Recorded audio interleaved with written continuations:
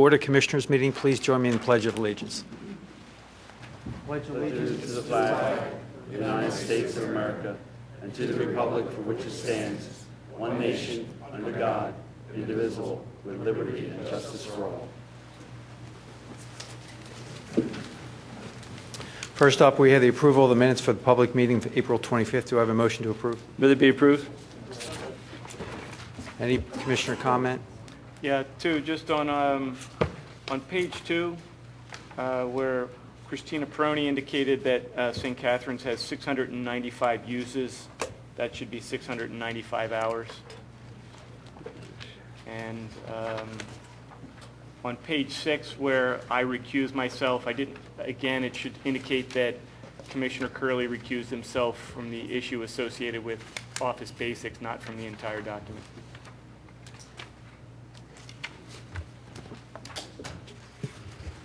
Any other comments? I move that we approve with those 2 changes. Second. Okay. Public comment? All those in favor say aye. Aye. Aye. Any opposed? Motion carries 7-0. Noting Commissioner Spengler's motion and Commissioner Mahoney's second on that. The Board of Commissioners met just prior to tonight's public meeting in the Powys Caucus Room. We discussed matters of litigation concerning our former Township Manager, David Bayshore. We also discussed other personnel matters, and that is it for on that. Mr. Chairman? Also, yes. I'm sorry. If we can, I'd like the board to consider a deviation of the agenda. I know we have representatives from the fire company here this evening regarding the emergency services week, of whether or not we're able to deviate in the agenda, because I'm sure that they'd love to sit here for a while, but I'm sure they probably want to return back to the station. So if the board would possibly consider that. I'm okay with the change. Right. Is that item H? That'd be correct. As long as the board as a whole agrees to that, executive session? that's fine. Yeah, I'm done with the notice of Then executive why don't we session. bring up the fire company now, All right. medical services. So I'll invite members of the fire department up.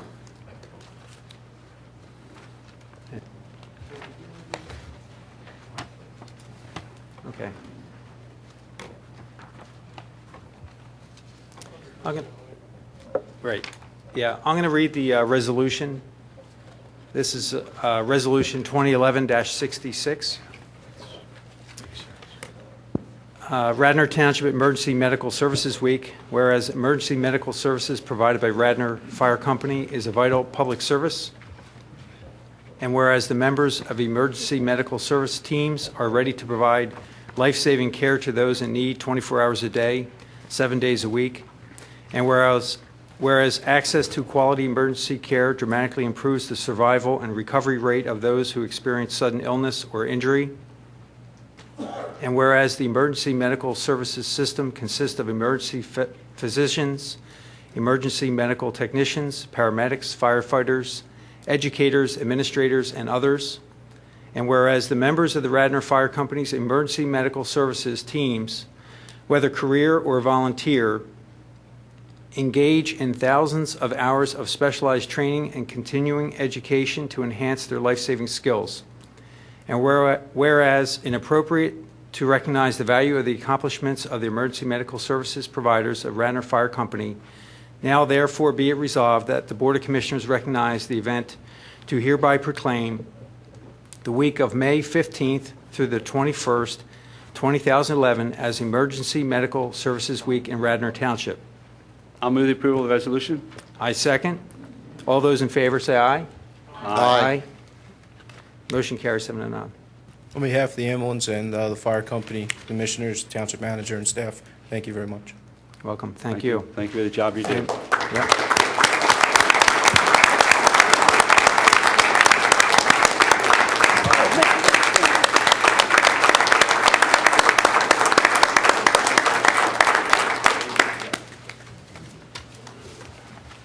I also want to comment that the Radnor Firehouse has their open house on Friday, May 20th from 6 to 8 p.m.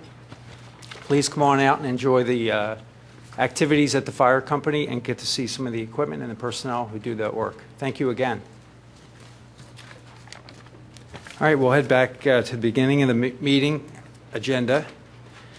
Next up, we will have representatives from the URS Corporation.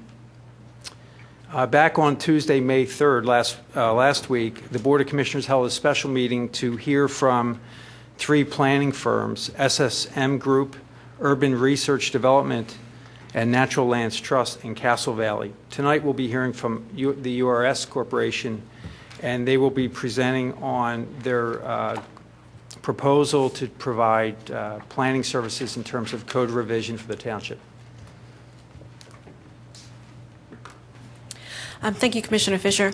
I want to thank you very much for allowing us this opportunity to come this evening. We would have loved to have been here on the 3rd, but we had a community meeting that evening that simply could not be rescheduled.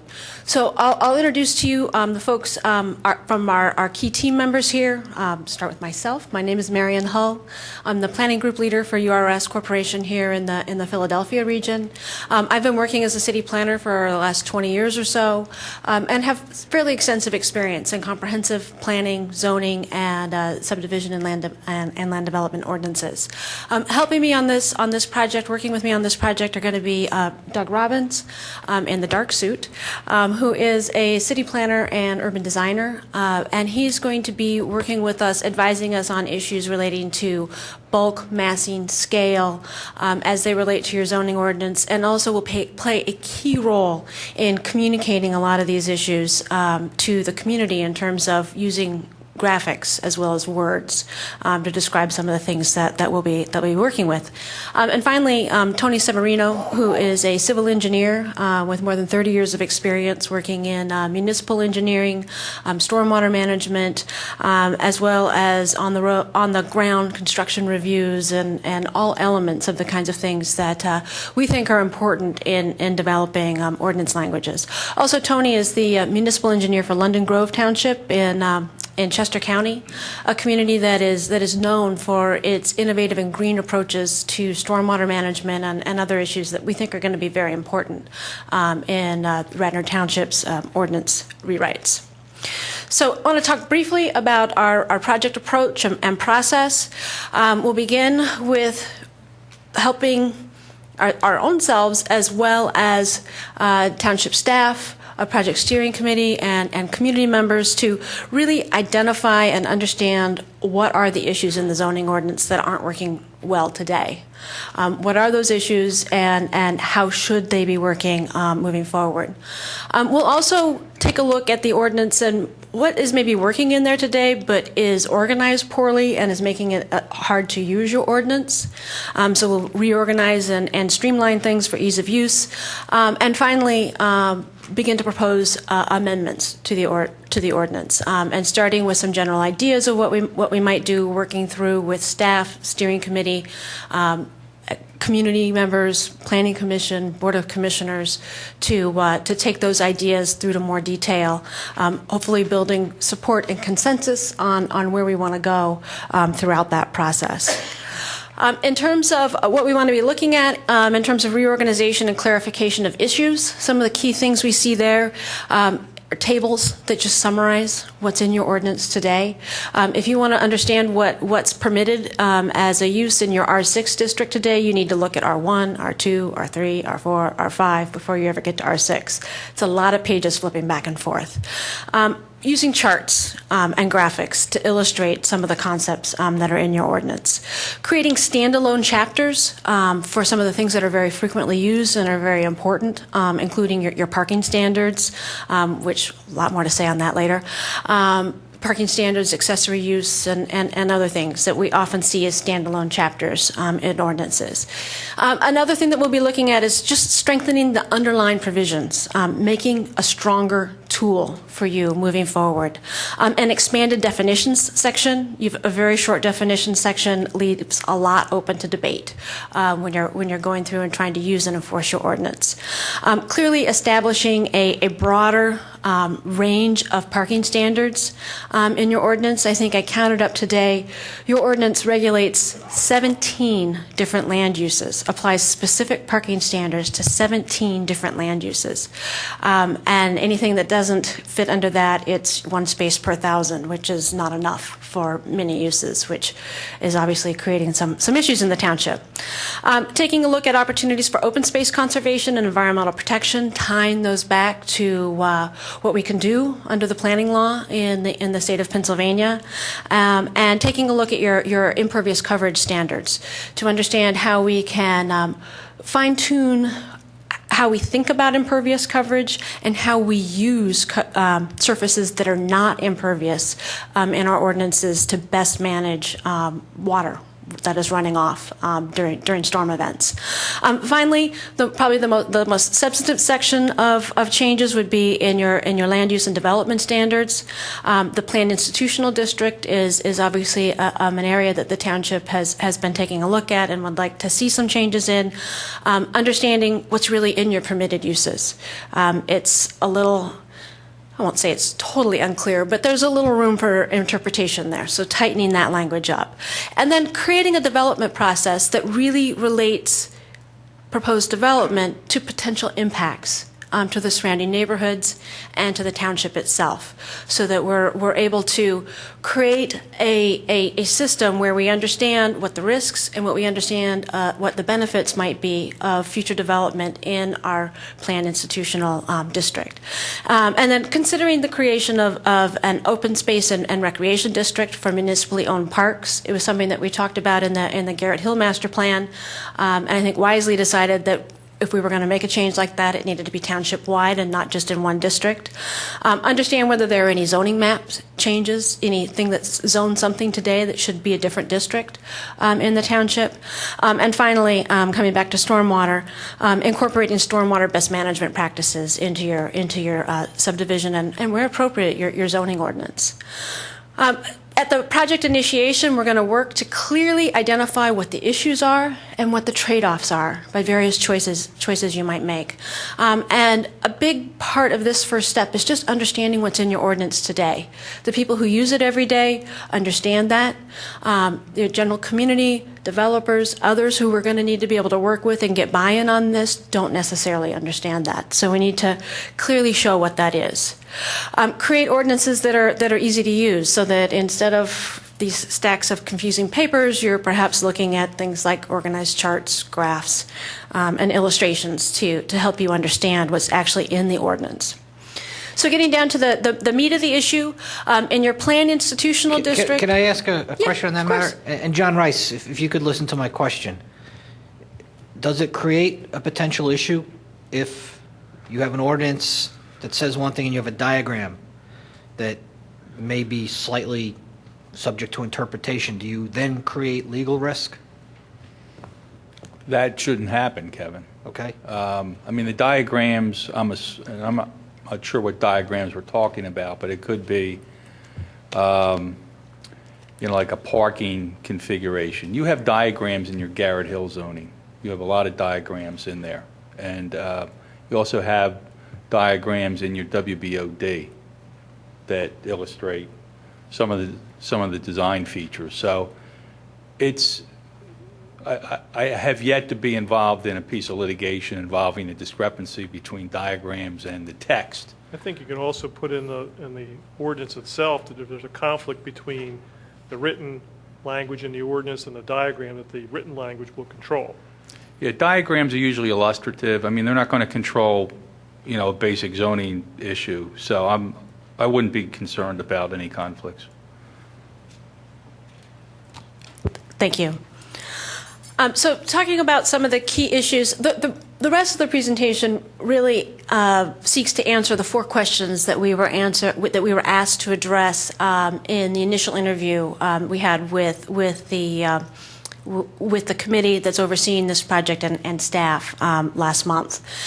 So in terms of the planned institutional district, we've been looking at ways that we think might help the township facilitate investment in the planned institutional districts in a way that supports township goals and protects surrounding neighborhoods, because we know that that is a concern. And understanding what that level of investment is, what it should be, and how that all fits into what's good for the township, good for the neighborhoods, and good for the institutions is part of what needs to be in our zoning process. So in terms of the planned institutional district, we're making the assumption coming into this that the township is interested in maintaining institutional health and certainly does not want to do that at the expense of neighborhood character or quality of life. And the illustration in the presentation here shows some of our initial thinking in terms of understanding from an elevation perspective, where are your institutions located compared to where neighborhoods are, in terms of trying to think about buffering our institutions from some of our neighborhoods. Because we thought about the idea of, well, perhaps clustering development in the institutions in places that are farther away from our neighborhoods, providing some more development opportunities perhaps for the institutions without increasing the overall density of the institution, and leaving more land in open space that is great for neighborhood character, it's great for stormwater management, it's great for a lot of things that are important. And in terms of buffering uses, this image shows an example where the institution has taken maximum advantage of all kinds of buffering. There's distance, there's different in elevation, and there's landscaping there.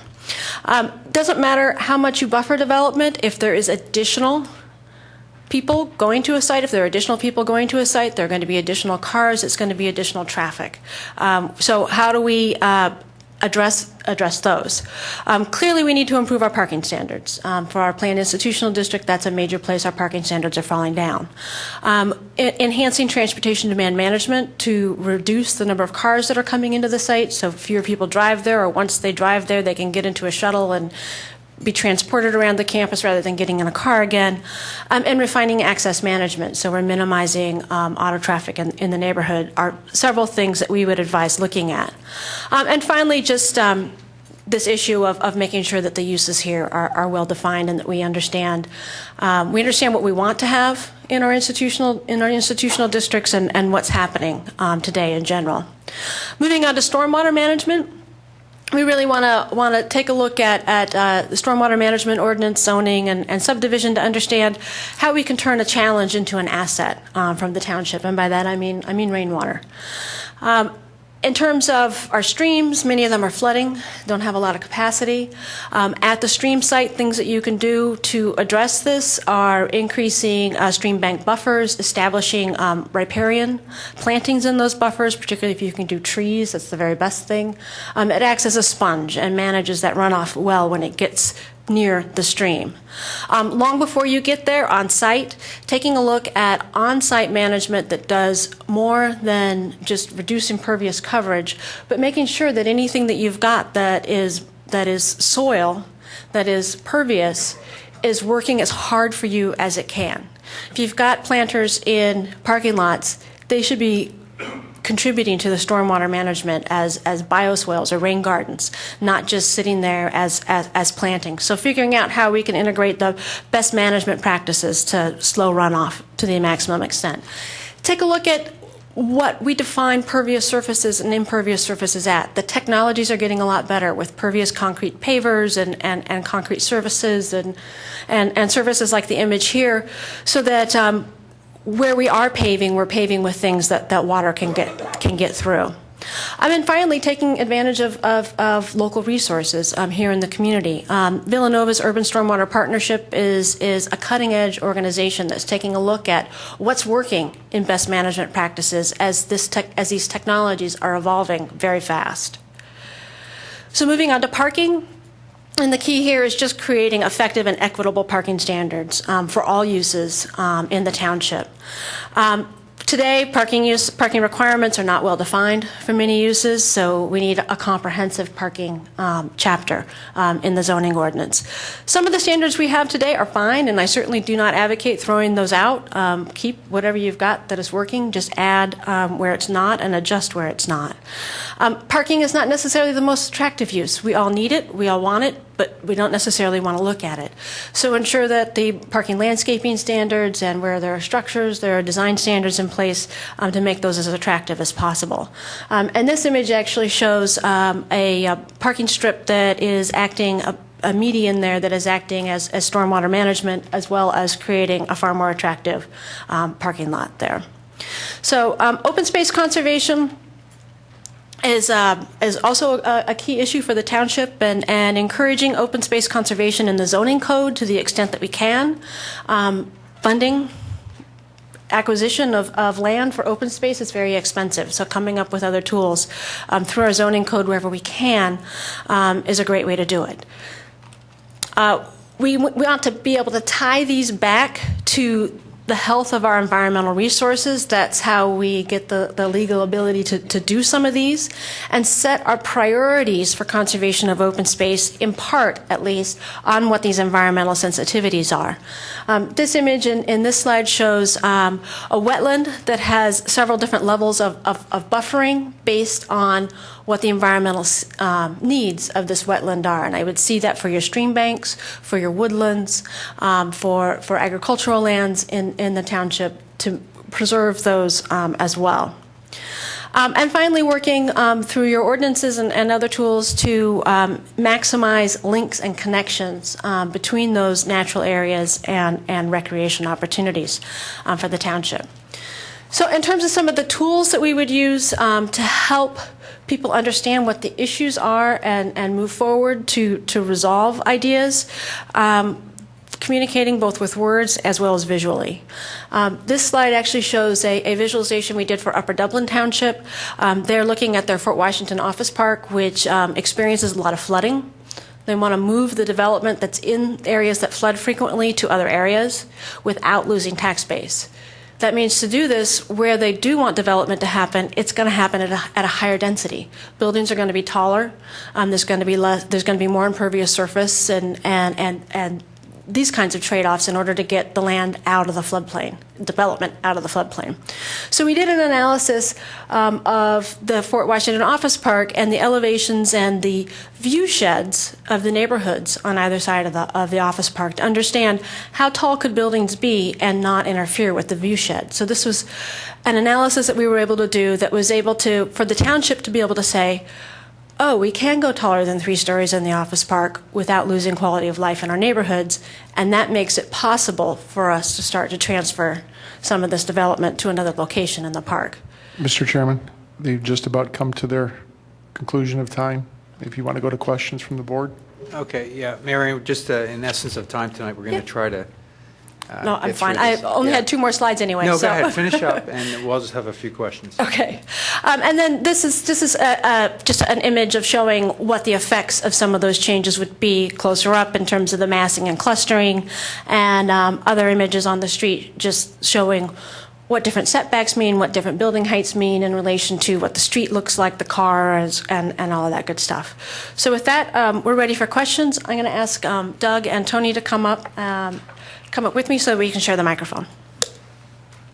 Start off. I'd like to hear your thoughts on 2 issues. One, the notion of segregating out and taking on issues sequentially as opposed to altogether. For instance, things that are a higher priority to us right now, institutional and parking. How do you feel about tackling that first and doing it that way? I would not have any issue with that at all. As we initially scoped it, we kind of looked at taking on some of the easy things first to build trust. Figure out what's poorly organized and define that better so that people understand what's in the ordinance, and then taking on some of the tool strengthening and show the benefits of that before we started taking on some of the hard stuff. But I also understand the pressures of time and the need to really get in there and get your hands dirty and figure out what's not working first. Okay, go ahead. I might want to say that probably there are your most challenging stormwater issues also because of the densities. And along those lines, I'd like to hear your reaction of working this process through our planning commission as opposed to, kind of a multi-dimensional committee of citizens, and if you have experience doing that through an appointed board as the spearheading agency. We've done it both ways. We've done it with the steering committee, and we've done it working through with the planning commission. The advantage of doing it with a steering committee is that you really have more opportunity to sort of roll up your sleeves and get work done at a session around a table that's a little less formal than something that needs to be done in a body like a planning commission, where it tends to be a lot more formal. So that's been our key advantage to working with steering committees versus planning commissions. In both examples of how we've done it, the meetings have been totally open to the public, and there have been a vast variety of levels of public input at those meetings and public participation, and how that gets integrated into the overall process. Marion, could you continue on that thread? I know in the Garrett Hill master plan and zoning district work, you had run charrettes and types of like interactions with the public to get attitudes and opinions. Is that something you would be doing in this as well? Yeah, I'll walk us very briefly through what we had described in our initial scope of work for the public involvement and just the public meetings. Understanding that in between the public meetings, we had scoped meetings with staff and meetings with steering committee. But we had anticipated at the very beginning of the project a public kickoff, which would actually be somewhat similar to what we've done tonight, probably drawing out some more of the issues a bit more, but very similar to what we've done tonight. And then we would take that information along with our initial analysis to come up with a public workshop that's very, very interactive, as you were describing, John. Something that has displays and staff and able to comment on what's being proposed and bring your own ideas in and incorporate those before we started on code revisions. And then in our proposal, we talked about then we would develop an outline of proposed revisions. So everything from just the administrative tinkering to the major changes that might happen. And at that point, we had proposed a joint work session between the Planning Commission and the Board of Commissioners to review that and sort of give us direction, and also have that be a public meeting where people got a chance to comment on that. And then, make sure I don't miss one here. And then there would be, once we had an actual draft of the changes, a public meeting before the Planning Commission, before you got to the public hearing, that would be a part of the adoption process. So that is, in a nutshell, the community portion of the outreach process we put in our scope of work. Okay, thank you. Any further board questions? All right, I think that'll do it. Okay, thank you very much. Thank you. Thank you. Thanks for coming in.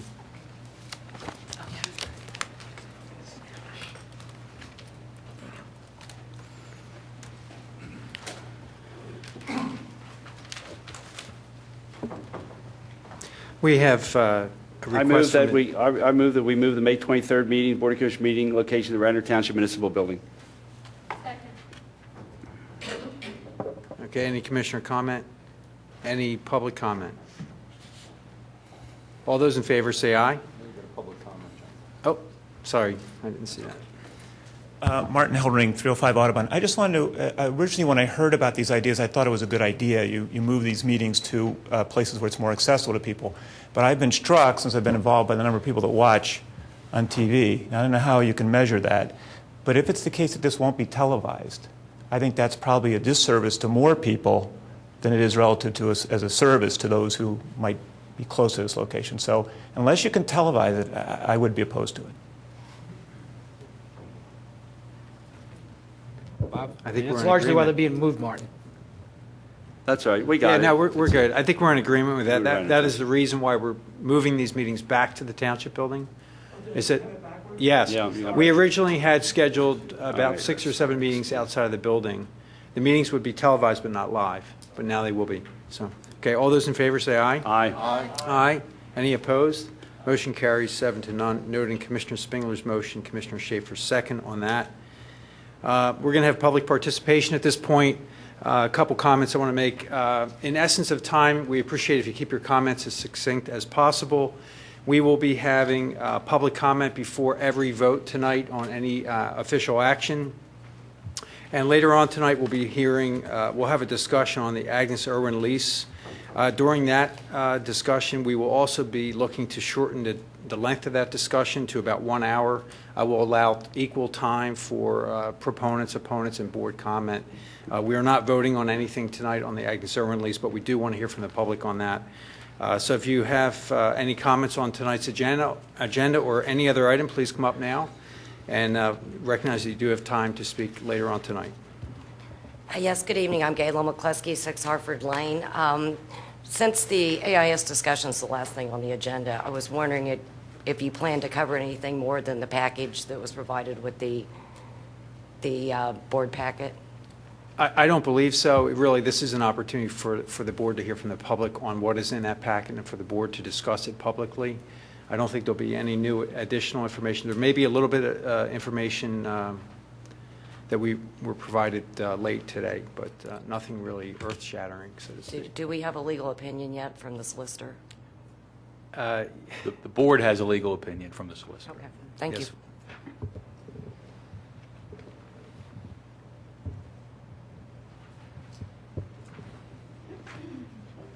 Sarah Pilling, 29 Garrett Avenue. The last commissioners' meeting, Dan Sherry brought up the lease, the potential lease between Greener Partners and the Friends of the Willows Cottage vis-a-vis the use of Skunk Hollow Farm. I wanted you to know that under the leadership of Lindy and Mike Sheridan, the Garrett Hill Common Ground Community Garden has started. We have 16 family units. They have put in funds in order to build it, raised beds, fencing, water barrels, and sweat equity to do it. We are now oversubscribed. There are people coming to us saying, can't I be a part of this? We don't have any more room.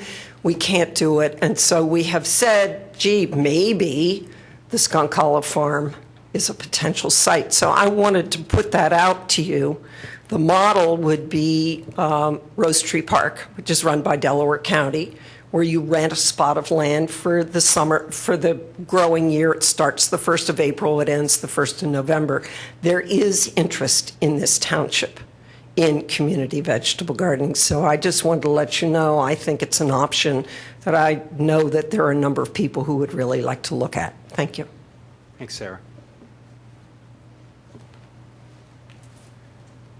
Martin Heldring, 305 Audubon. First of all, I apologize. Hopefully my following comments are more relevant. And I will try and be succinct. First of all, let me preface my comments, Commissioner Fisher. I'm going to refer in a few cases to the board. I mean that as a collective body, not individually. I think members of your ward can be particularly proud of your service, so I don't mean it individually. I'd also like to thank Commissioner Spengler for stepping out during the Luella conversation. I wasn't here last time, but I watched on TV, and I know we've disagreed on this point. I was grateful that you did that. I think it was the right thing to do. I would also like to thank all of you. You all know, but not, and some people here know, that I applied to serve on the Finance Committee, and I thank you for the opportunity to interview for that. I was not selected, as you all know, but not everybody here knows, and that's fine. My wife is particularly happy with that. But I was very surprised that Sarah Armstrong was not selected. Now, I went through the interview process. I know for a fact that her interview was the same as mine, and in talking to some of the other individuals, their interviews were very similar. It was, as you know, very perfunctory. So it would, in my view, have been almost impossible to differentiate from a skill set perspective, her skills versus other applicants. Yet her knowledge, having served as chair of CVFAC, and the hours of time and energy put into the financial issues that Radnor faces, in my view, put her in a knowledge base that maybe only Bill White and Bob Zinkowski can meet. So to not have her as a member of this, I think was embarrassing for Radnor and for the board. In that regard, I read a book a few years ago, which I'd like to recommend to anybody who'd like to borrow from me. It's called Team of Rivals by Doris Kearns Goodwin. It's about the Lincoln administration. And he, as the title suggests, invited into his administration his sharpest critics. Why did he do it? Because he had the good grace, the open-mindedness, the humility, and the common sense to recognize that he could learn something from people with whom he disagreed. It doesn't mean he'd need to adopt their positions. In fact, many times he didn't. But at times he did. It made him a better president. It made us a better country. How did it work out for him? The rest of this cover calls him a political genius, and I think most people would agree with it. If anybody would like to borrow it from me, I would highly recommend it. I think we would be in a better place today if this were our philosophy rather than that what was demonstrated at the last meeting. The remainder, my last comment, I'd like to make not just to the board, but to everyone in the room and everyone who's watching out there.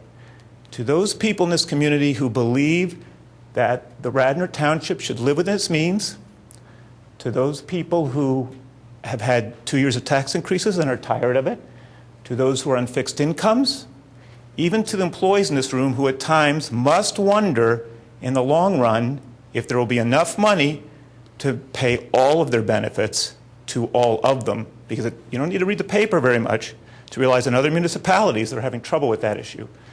I want to say 3 things to those people.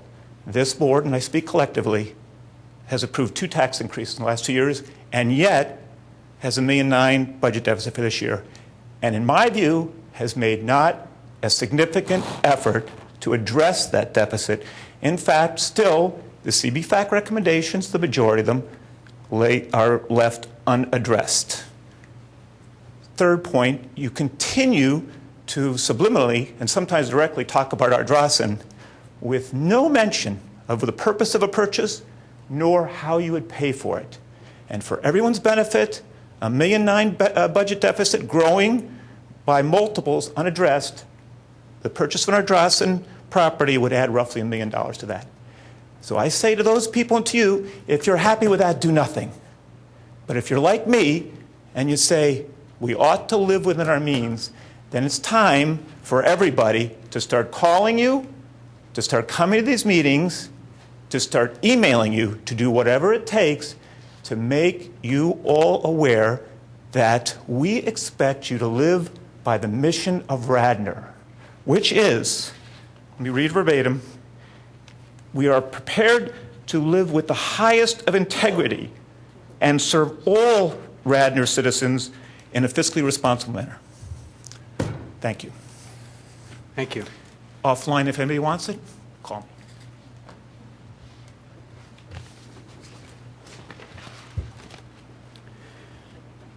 All right, that concludes public participation.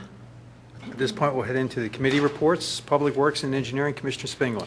I'd like to move to authorize bids for a SEPTA spillway grant project. Second. Any commissioner comment? Just a little synopsis of what it is, please, Bob. Sure. What this is the township had received a grant for enhancement in the Garrett Hill area, which is a $10,000 grant.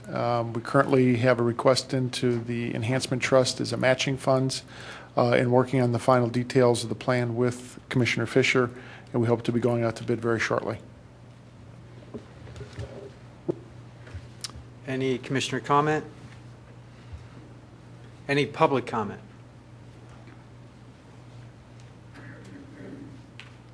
Good evening, Jim Schneller, St. David's Park. Just wondering if that funding could possibly work its way into a swap deal regarding the Memorial Field and the ball field in Tennell Field. It's $10,000 and the values are orders of magnitude different, so appreciate the comment. I hope you keep it in mind. Thank you.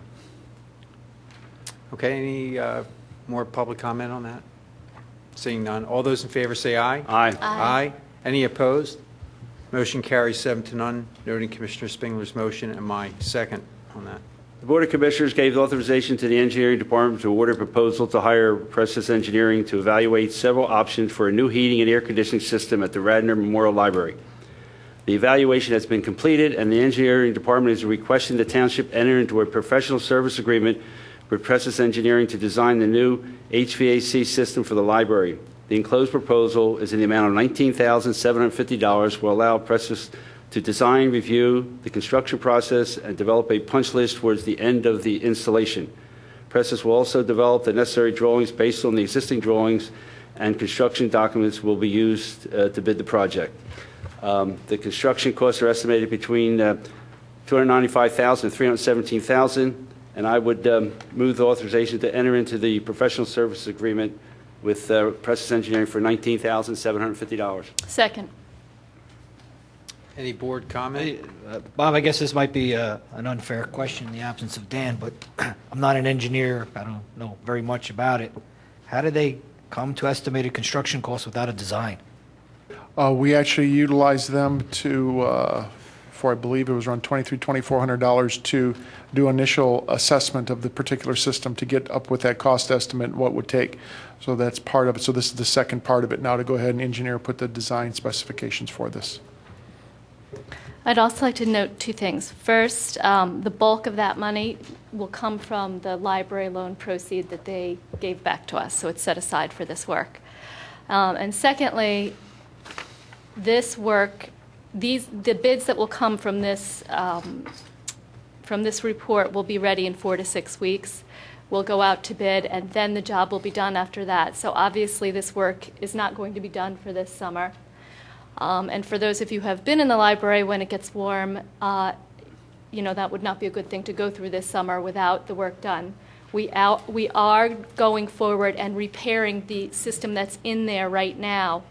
It's run by compressors, and 6 of the 10 are down. So the heating and the air conditioning is at about 40% of what it should be working. We are going to fix that for this summer, get through this summer, and then replace the entire system. All right, thank you. Any further board comment? The value is in line with, based on the overall cost of the project also. Okay, any public comment? Seeing none, all those in favor say aye. Aye. Aye. Any opposed?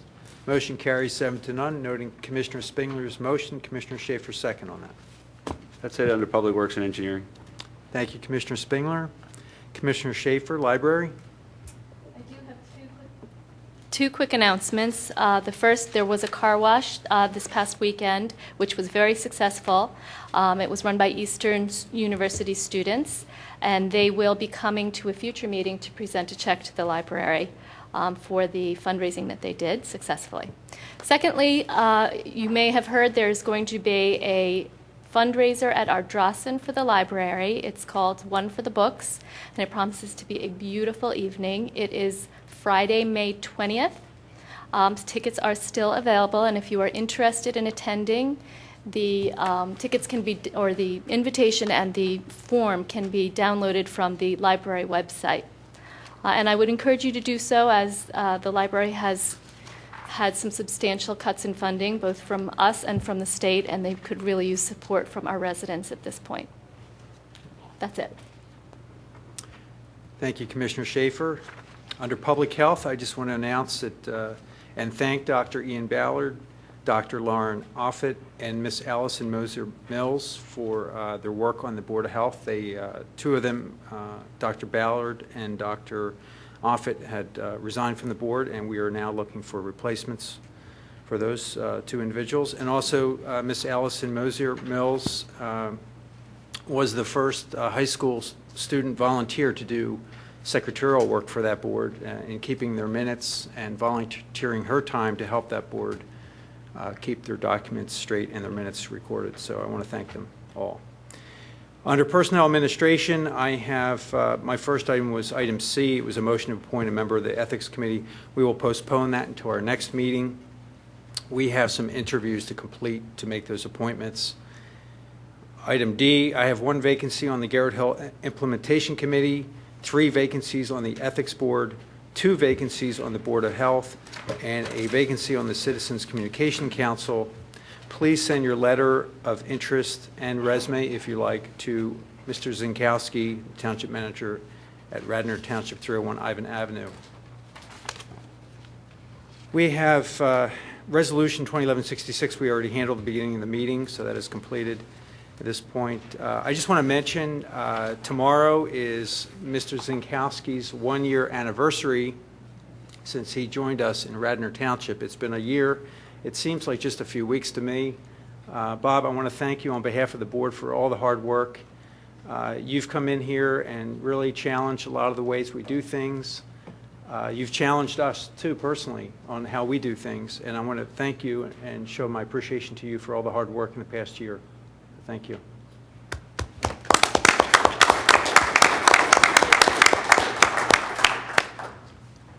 That's it under Personnel, Public Safety, Commissioner Mahoney. Thank you. The first item on the public safety agenda is a motion to approve the Staff Traffic Committee meeting minutes of April 19th, 2011. You have before you the Staff Traffic Committee report. Any comments or questions? Yeah, I have some. As a point of order, we can't really approve the minutes. That would be for the body itself, correct? That would be question would be for We Mr. accept Rice. them. Yeah, we accept. Motion to accept. So that's just a mistake in the. It should be a motion to accept. Let's say that's exactly what it is. And then the second question is, Bob, could you elaborate on the meaning of the moratorium on traffic calming? Sure. What I had instructed the staff traffic into putting a moratorium on further evaluation of speed humps, traffic calming, and those particular items until we complete an analysis on 2 particular projects. One is on South Aberdeen and South Wayne, as where the police department will go through and analyze that when we put these types of traffic calming devices in place is what is the residual effects as traffic moves itself out onto other streets? Are we creating other problems, other issues?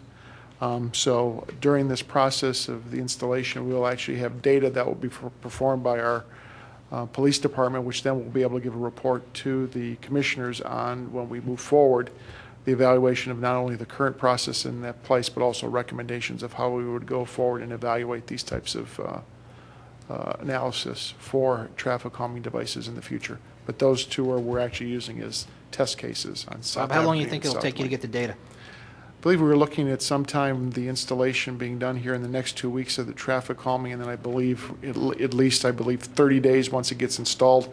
But also, too, is because a lot of the schools will be letting out here shortly, is we're going to look at this in September and then come back to the board with a recommendation.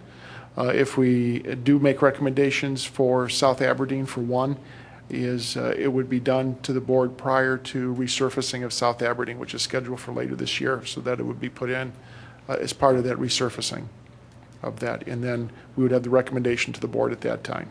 And I'm not sure. So sometime probably late fall is when you expect to have the data to say the side effect of what happens.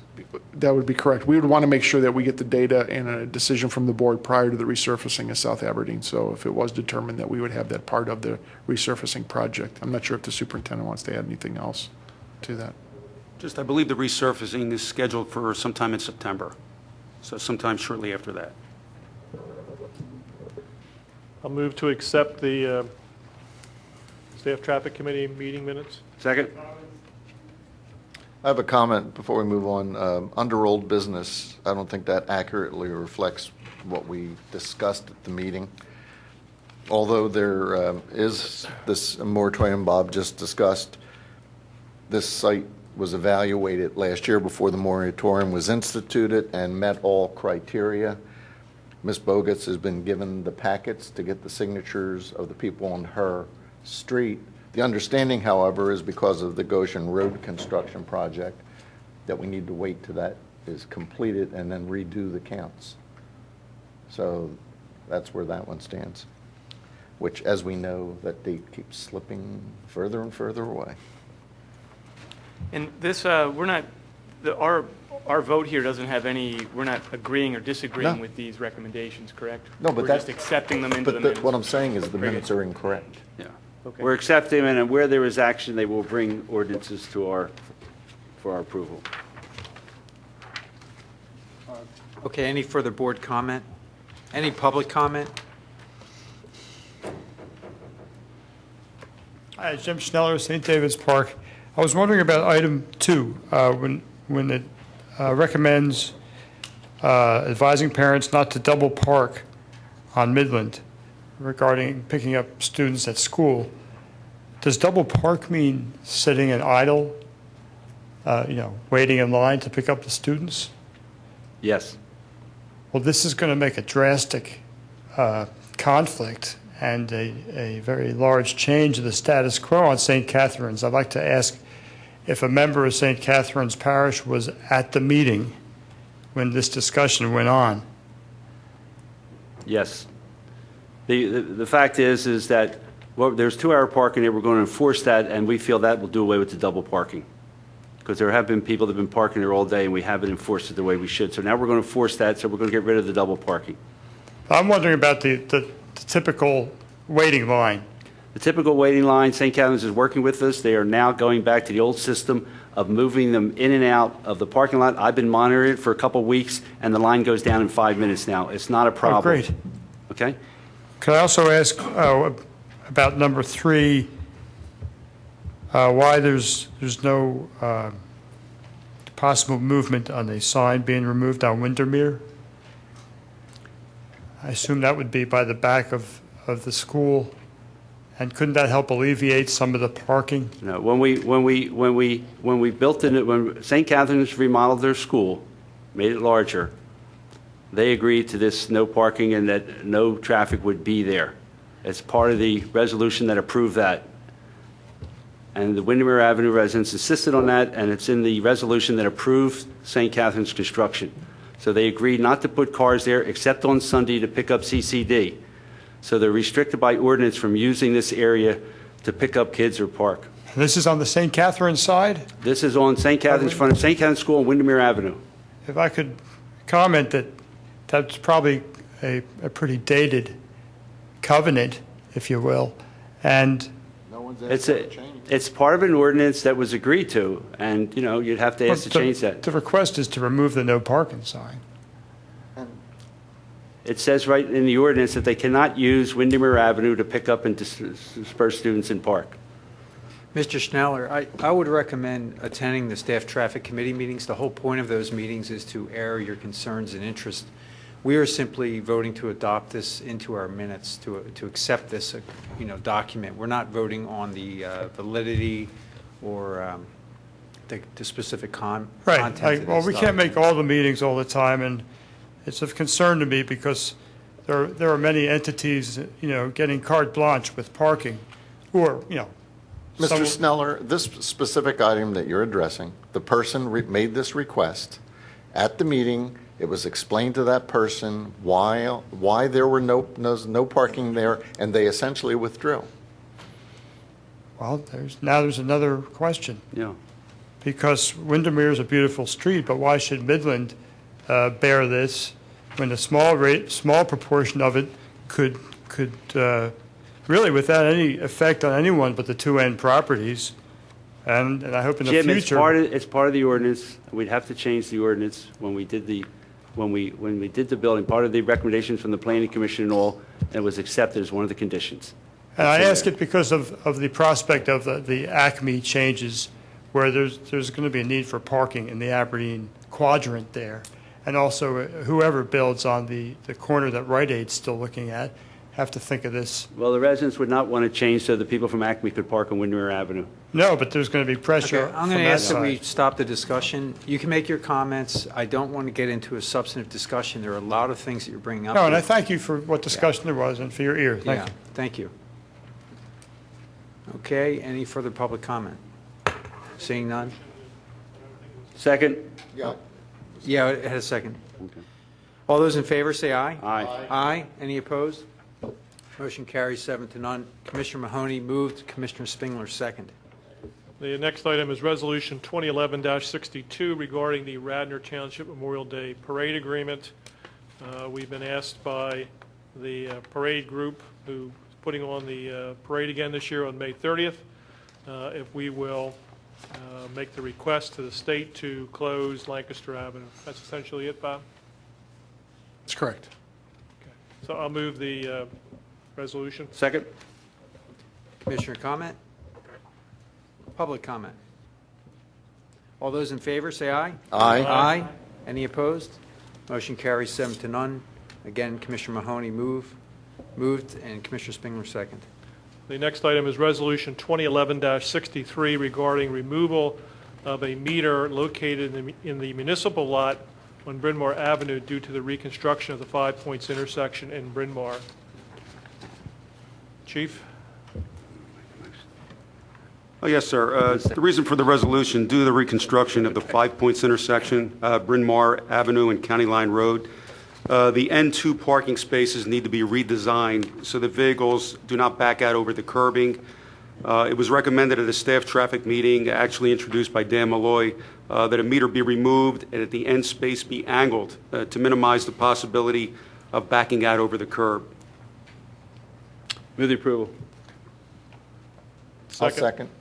I have one comment on this so that folks understand. This falls under that general category of unintended consequences. When we did the 5 Points intersection, there was really no work done at this location other than installing the crossing and a new light standard, but under the current standards that PennDOT puts on our back, they ended up with a raised curb, and essentially folks could have backed out into these parking spots and dropped over that curb. It's unfortunate because there's only a handful of spots there, so it's going to affect the businesses in that area, but such is life. It's safer to remove it and put this at an angle. Any public comment? I'm sorry, I didn't understand the position of this. My name is Jim Schneller, St. David's Park, but I happen to frequent this intersection weekly. And is this the lot that's up against the building, the dry cleaners? Can I ask why the curb couldn't be changed? Because those businesses need parking. It's a state standard, and that's a state highway. Oh, it's a distance from the corner? Thank you. All right. All those in favor say aye. Aye. Aye. Any opposed? Motion carries 7-0. Commissioner Spengler motion, Commissioner Mahoney second on that. The last item is a motion to authorize the sale of a vehicle at auction. We have a memo from Superintendent Colarulo indicating he'd like to sell this 2002 Ford Expedition T2 marked police vehicle, which has 133,000 miles on it. Superintendent, any comments on this? Just the one, sir. As you can see, it's going to be replaced by a Ford van for the enforcement of the motor carrier enforcement tax. Move the approval. Second. Board comment? Public comment? All those in favor say aye. Aye. Aye. Aye. Any opposed? Motion carries 7-0. Commissioner Spengler motion, Commissioner Mahoney second. That's it for public safety. Thank you, Commissioner Mahoney. Commissioner Curley, Community Development. Yes, Mr. Rice, would you tell us briefly the item M, why you would need to attend the May 19th meeting? Well, I'm actually already going to be attending that because the Eastern Zoning Hearing Board appeal is on that docket for the night. That's the second night. But the additional two matters that are going to be before the board is an appeal by the White Dog Cafe and the Cilantro Restaurant of the zoning officer's opinion regarding the need for parking due to a request for outdoor dining seats. So that's what's in front of them also. I motion to authorize the solicitor to attend the May 19th zoning hearing board meeting. Second. Board comment? Public comment? All those in favor say aye. Aye. Opposed? Motion carries 7-0. I have Commissioner Curley as the motion and Commissioner Spengler on the second. Commissioner Nagel, he beat me. He beat you? Yep. And then, Mr. Zankowski, Commissioner can Nagel. you tell us a little bit about item N? Sure. Currently, what we're asking for here is for an emergency third-party code inspection. One of our inspectors, unfortunately, had to go through an emergency procedure, which has now reduced our staff down by one, which again, having a staff of two actually is a 50% reduction in that staff there. So what we're looking to do here is the township has utilized their services in the past and that we would authorize their use to come in on a limited basis here Very well. I for the motion inspections. to approve emergency third-party code inspection services not to exceed $7,500. Second. Board comment? Public comment? All those in favor say aye. Aye. Aye. Any opposed? Motion carries 7-0. Commissioner Curley's motion, Commissioner Spengler's second. Is that the end of your report? Okay, thank you, Commissioner Curley. Commissioner Higgins, Finance and Audit. The first item on the agenda is the schedule of bills payable number 2011-5A for a grand total of an authorized disbursement of $836,767.06, and the bills have been approved by the respective department heads and are within the budgetary limits we imposed for this year. So I make a motion to approve. Second. Mr. Chairman? Yes. I apologize. If the board is okay, I'd like to offer an amendment. A couple months ago, the library approached the township and asked if we could move their monthly contribution from the second meeting of the month to the first, which we had agreed to and had done for a few months. It was not included on this disbursements list, so in the interest of trying to keep their cash flow as consistent as possible, I'd like to, if you're okay with it, amend the total to include the May contribution to the library of $61,137.50. That brings the grand total up to $897,904.56. I'll make a motion to approve with that amendment included. Second.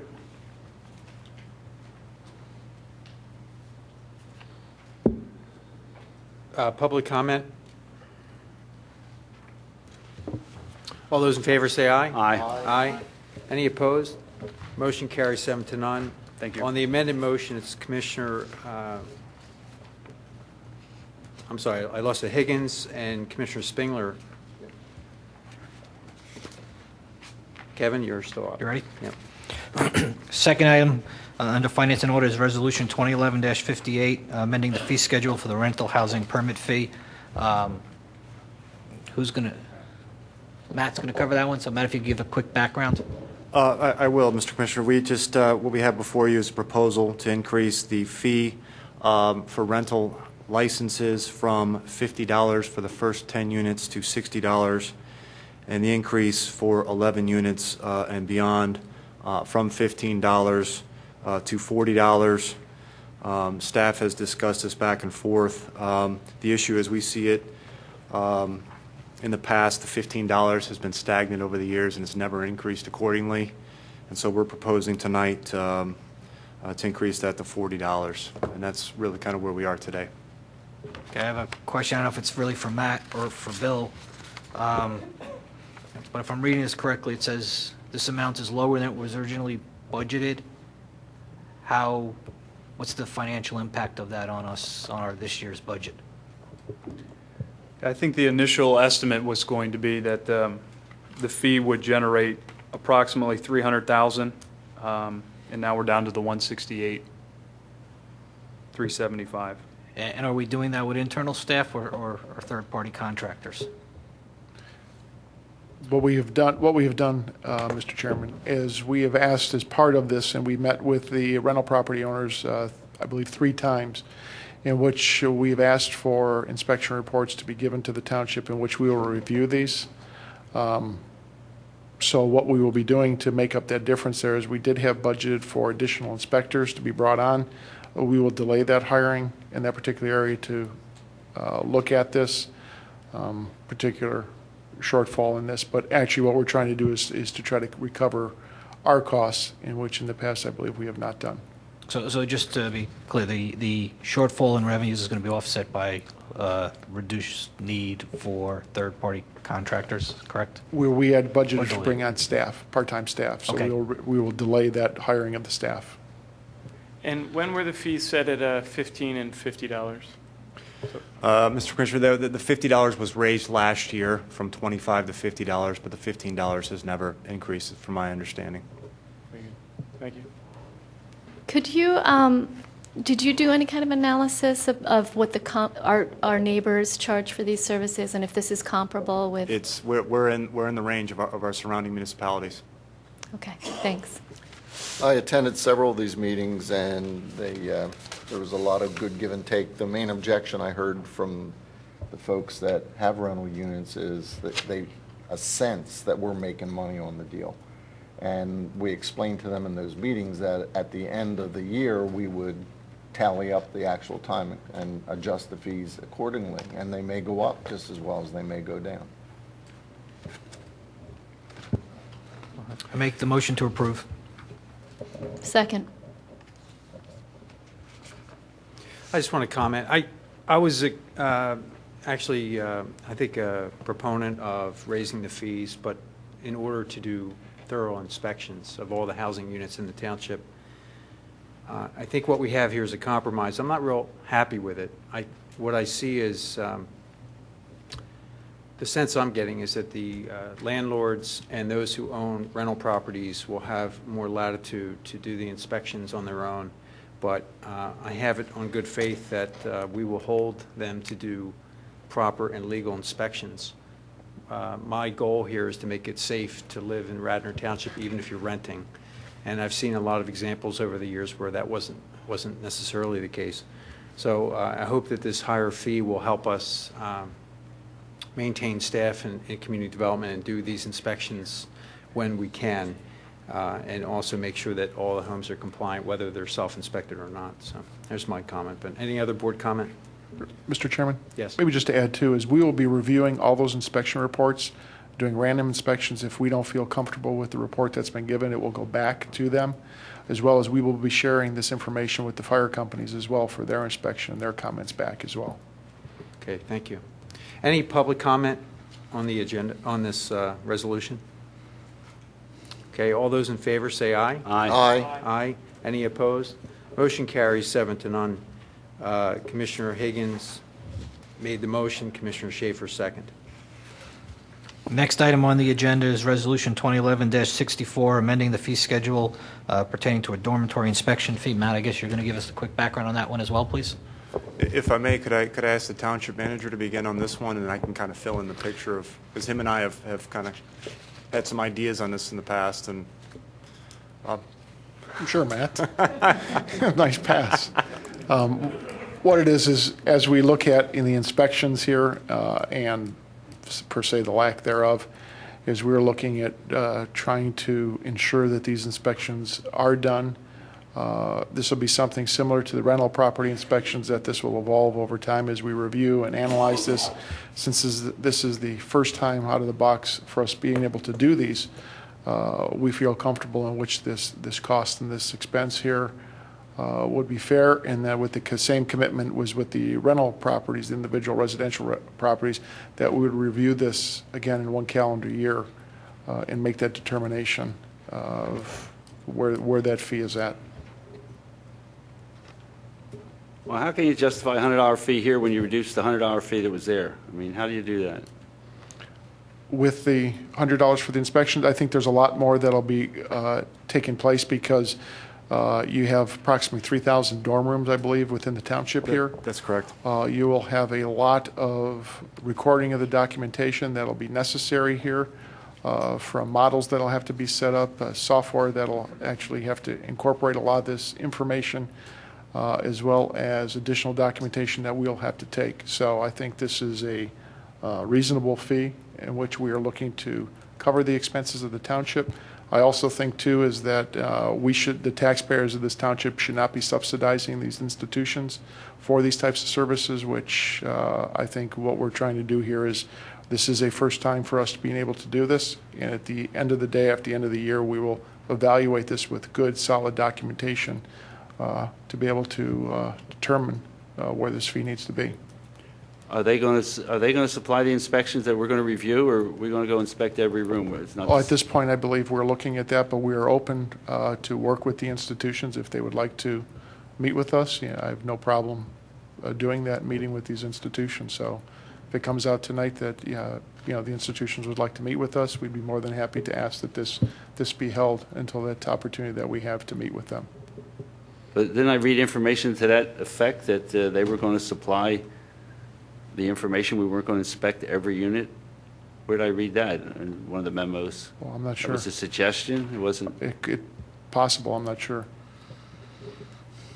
Bob, we, from our initially we were going to have a $100 fee for all rental units, and that changed. That was lowered. Why was it not lowered for the universities also? We've heard from one institution in regards to that. We have not, had the opportunity, if those institutions would like to sit with us. I believe there was options that were presented to us from the rental property units that made some good sense for us to, again, try to reduce our expenses if there was a duplication of services that were taking So you didn't have the place. sufficient amount of discourse with them in order for you to have what's necessary to lower your... That would be correct. So I'd be more than happy to, if the institutions would like to meet with us, be more than happy to sit down with them and work through the similar process. And so my next question was the university position on this. Do you know what that is? I'm not sure. Only one institution, so if there's any of the other institutions here this evening, I'd be more than happy to hear their take on this. Do I have a motion on this? I'll make a motion to approve. Any further board comment? I'll just comment. I again was a proponent of this. I think that the health, safety, and welfare of the students on campuses and dormitories is just as important as everyone else's, and I think we have an obligation to make sure that we hold the institutions to the same standards. So the $100 fee seems a little higher, but in my mind it seems justified in the terms of the complexity of an institution's housing, the fact that it's institutional housing versus a home, which has a whole different set of inspection standards. So I'm in complete favor of this. So I would just use the same process to come to a different conclusion, and I would expect that the scale would mean that the fee should be less, and we're not holding them to the same standard as I see it. We're holding them to a different standard. Okay, I'd be very interested in hearing from any institutions that are here. Yeah, I'm going to have public comment. Okay, at this point I open up the public comment. Please state your name, and if you are representing an institution, the institution you represent. Good evening, Mr. Chairman. My name is Blake Marles, M-A-R-L-E-S. I'm the law firm of Stevens and Lee, and I'm here on behalf of Eastern University. As the board knows, I'm somewhat late to the table. You've had some of these discussions last fall. I was not involved in those. So I have a few questions and comments. I think the questions that I have weren't covered previously. I've attempted to do homework in advance of coming here. I've read your minutes. I did a right-to-know request. I've talked to other counsel. So if I'm repetitive, please stop me. Hopefully I won't be. Eastern obviously shares the chairman's concern and the concern expressed by other members about the safety of your residents and certainly ours. For that reason, Eastern University inspects its dorms much more regularly than the township ever would or could, and probably with more thoroughness. And it's in that context that I'd like to ask a few questions, if I could. The first is, does the township possess some data to suggest that there are currently deficiencies in on-campus housing? I'll leave that to John Rice. Well, I wouldn't have that data, but I mean, we're talking about, Mr. Marles, building code issues, fire safety issues, that type of information, correct? Well, Mr. Rice, the difference, though, is when a student is living in a residence, typically a residence is not inspected on a regular basis by any third party or anybody external. When you're dealing with an institution, you have an entire staff who's charged with the safety of students, and dorms are regularly inspected. So we certainly understand the concern, but not if there's no indication that there's deficiencies currently, or there are deficiencies currently. Well, but I think my question is that you're referring to building code and fire safety and those types of issues. I am. And only, I mean, Matt, you would be the only one that would have that information if, but since we're not inspecting that, we wouldn't have it. It would have to come from Eastern if there are deficiencies. But Matt, is there anything that you have? I mean, other than the fact that you have housing going on there and students living there? Is there anything specific other than that? To my knowledge, no, but I'd have to do some research on that. Mr. Chairman, if I may? Yes. I think what really came glaring to us last year is when we tried to do a pull of a fire alarm at one of the institutions, and on a surprise basis, and there was objection to that. Pretty much raises a flag that if you are inspecting it as you claim to be, and that why would the institution object to a pull of an alarm without notice to see how everyone responds? So I think that pretty much sends up a flag, at least in my opinion, that this is something that should be looked at, because as I'm sure the attorney would agree that the concern is with the safety of the students at the institution. So we could get further into that at some particular time. Right. I would suggest that we don't have that information because we don't do the inspections, and just because we don't know doesn't mean we shouldn't do the inspections. So I think it would be in our best interest to do inspections, and everyone's best interest to do that. And maybe a year from now, we'd have a very good answer for you. All right. Second question.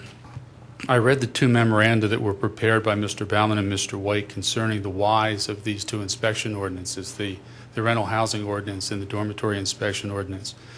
In reading the one which relates to rental housing, it indicates that it's the intention of the township to pick up a portion of the cost of those inspections.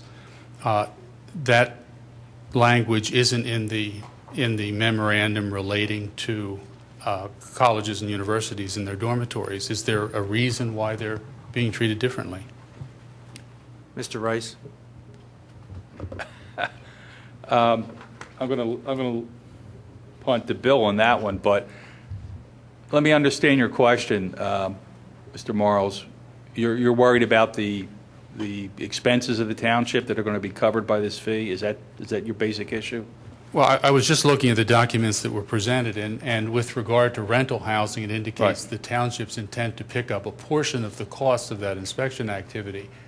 There's no comparable language in the memorandum that relates to the dormitory inspections, and so I'm presuming the intent is to pick up the full cost, and the question then is why the disparity? Yeah, I don't know I haven't parsed those two documents, one by Mr. Baumann and one by Mr. White, but the fee is there, and it's designed to pick up the township's costs. I mean, I would believe that if the township's going to end up doing all these inspections, that there will be staff that will have to be hired, because Mr. Baumann is certainly not going to do the inspections on his own. I mean, they're going to have to be done by, you heard tonight, a inspector was hired on a part-time basis. The township has access to some other inspection companies. The regulations that were adopted last December sort of laid out how that inspection procedure would work by carving up the township into quadrants and then inspections being done. So how much of that is covered by that, I haven't looked at the numbers, but the $100 fee would go to pick up the township's costs for inspections and then setting up the program. I mean, there's a lot of cost to setting this up and making sure it's done right. My next question is, looking just at the number of rooms at Eastern University, if you multiply them times 100, $120,000 would more than pay for the cost of a full-time inspector. Is it the intent to have someone inspecting full-time at Eastern? Mr. Chairman? Yes. No. Is there data in possession of the township which relates to the actual cost of inspecting dormitories? Does that exist? The township has never inspected dormitories before. Do you know if any community has ever inspected dormitories in Pennsylvania? One is I really is a moot point here of whether somebody else does it or not. Radnor Township is looking to do that to ensure the safety of its students and its residents. So I think it's really a moot point of whether anybody else does it or not, in my opinion. I believe I saw this in one of the fall documents. Is it the intent to inspect every other year? Please direct your questions to the board. Mr. Chairman? Yes. Yeah, and I would suggest, Mr. Marles, that this is not a hearing. I understand. And it's not a cross-examination of the staff. I don't want to do that, Mr. Rice. My But intent you is sh- to try to find out what Eastern is going to be subjected to in the event that this resolution is passed, because we have not had a dialogue with staff. Mr. Chairman, maybe if I can ask the question, with all the questions, is there something that Eastern University is concerned with or does not want to participate in a program like this? Certainly we're concerned, because it was our understanding that before this action would be taken, there would be a discussion between staff and the township staff rather, and the institution. There's been no discussion whatsoever. Eastern hasn't even been approached.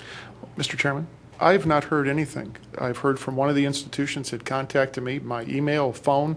I've never been contacted by Eastern, so if it was a concern of yours at the last meeting which was pulled or is on the agenda this evening, I would have guessed that you would have reached out and said, can we talk about this or something else? So I have not received any communication whatsoever from Eastern University on this at all. So if you're suggesting that, you'd like to meet with us, I have no problem in doing that. The concern I have is being that Eastern University wants to avoid this at all costs, really raises more flags and concerns to me that maybe this is really justified of why we should look at this. Because if we're going to make more arguments of why we shouldn't or getting into other issues, maybe there is a concern. But we're Okay. more than happy to ask Mr. the Morrow. board to defer this and be more than happy to sit down with Eastern University and work through this. Yes, Mr. Morrow, I believe this has been discussed multiple times in public. It's been on our agenda a few times. This is nothing. This is nothing new for us. So the question is, why are you showing up tonight for the first time when you could have just called the township and requested a meeting with the manager? The manager is openly offering access to all constituents of the township. And I would suggest that if you had these concerns, you probably would have been best to bring those directly to the manager and have a sit-down meeting with staff. At this point, the board has discussed this numerous times in the past, I'd say, 6 or 7 months. And I think at this point, we're just looking to set the fee. The administrative policy that will follow will follow. And you may have a chance to discuss that with staff. And Mr. Fisher, this is not the first time that I was here. I've been here for the last 3 meetings when the matter's been discussed. And in discussions out in the hallway with staff, we were told that the number had not yet been determined and there'd be discussion with staff before it occurred. So I'm here in public session because the conversation hasn't occurred. These are questions that I would have asked staff and would think that staff would raise with the institutions affected, as they did with the landlords before the fee was proposed. I'd point out that the landlords reached out to the township and requested meetings with them. The township did not initiate those meetings with the landlords. And that's what I'll suggest. Every stakeholder has a right to be a stakeholder, and what I would suggest is if you were concerned about this at any point, it would have been in your best interest to contact the township. What I'm hearing is that is not what has happened here. I think one institution did, in fact, reach out. That is correct, Mr. Chairman. And to address the concerns of Eastern, I would ask this evening that the board defer this to the next meeting and give us an opportunity to sit down with So I'll motion Eastern that and we their schools. postpone this to a meeting in June so that the manager can meet with representatives of institutions. Sure. Second. I have no issue with what Don's proposing, but I have a question for you, Bob. I don't know if you are intentionally not stating who reached out or just coincidentally hasn't come up. So could you answer that question for me? Villanova University. Villanova has reached out. The others have not. On several occasions, numerous occasions. Okay. We've had conversations with Villanova that they reached out to us. That's correct. Why don't we do this? Why don't we set a meeting date that's convenient for staff? Let Mr. Marles know about this. Let the other institutions that are possibly subject to this fee know about it.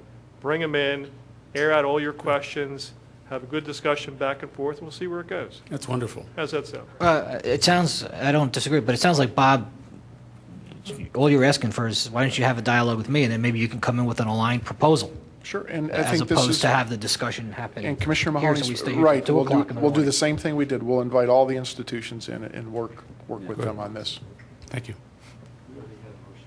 That's what the motion is. So the motion, Don, I think you motioned to, we are motioning to table it, but did you do that, Don? I made a motion to postpone. I thought it was consistent with what Hank said No, but we already had a motion on the table with I'll Commissioner withdraw my Higgins and motion. Mahoney. Yes, Okay. a motion to amend is, Well, can I just make, there was a motion to approve this, and I think there was a second, so. There was. Can I withdraw? Or do we vote it down? Just vote it down, and then instruct the staff to meet with the institutions. You know, I don't think we should vote it down, because if we vote it down, and someone later on could say, wait a minute, you already turned it down. I think the motion to table or motion to postpone would supersede the Well, who made the approve. motion to approve this? And I'll withdraw it. Okay, now make your motion to postpone or Done. postpone very versus good. table. I motion that we postpone this for 30 days to give you an opportunity for the manager to coordinate with representatives of the institutions. Second? Okay, it's been moved and second. Any further board comment? Any public comment?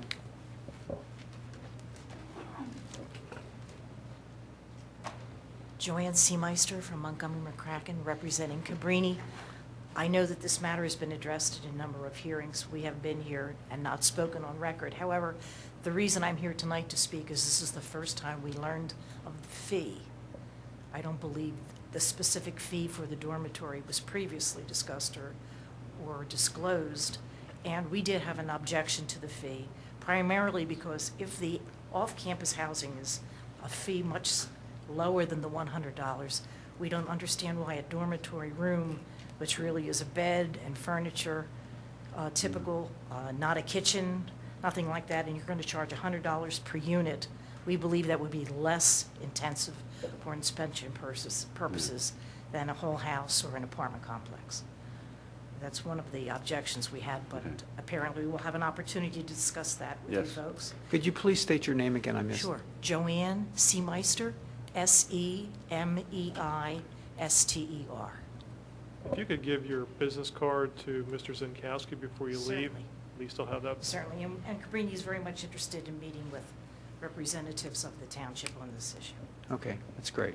Thank you. And a question, when we had this fee schedule originally brought to us last year, it did have the $100 in it at that time, and then we pulled it out. I think It was So in this the- isn't the first time the $100 has Was, been in. I during the actually budget. thought it was higher than that. Yeah, it might have been. It was $100 during the budget discussion. Right. Right. You enacted the regulation in December of last year that brought the And we pulled dormitories those into out. 226, Yeah. but you deferred a final decision Right. on the fee. Is that related to dormitory?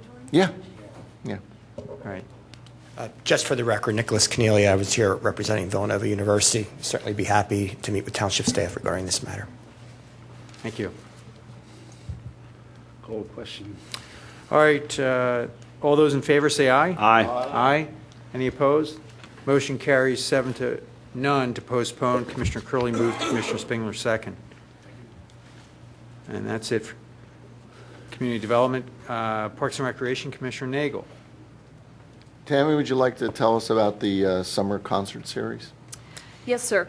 Would like to just take an opportunity here to present the sponsors for the 2011 Radnor Summer Concert Series. The Radnor Summer Concert Series has been in existence for almost 30 years, taking place in neighborhood parks and school facilities throughout the township for families and all members of the Radnor community.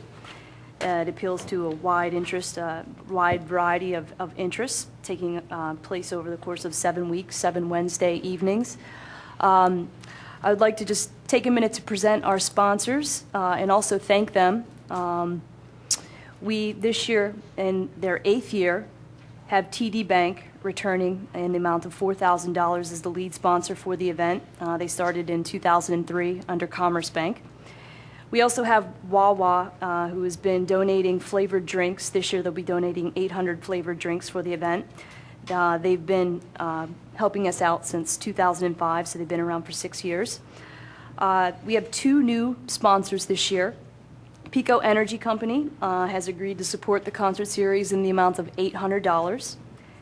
And Wegmans Supermarkets in Malvern has agreed to give us a $200 gift card, which we plan to use towards supplies and water and things like that for the event.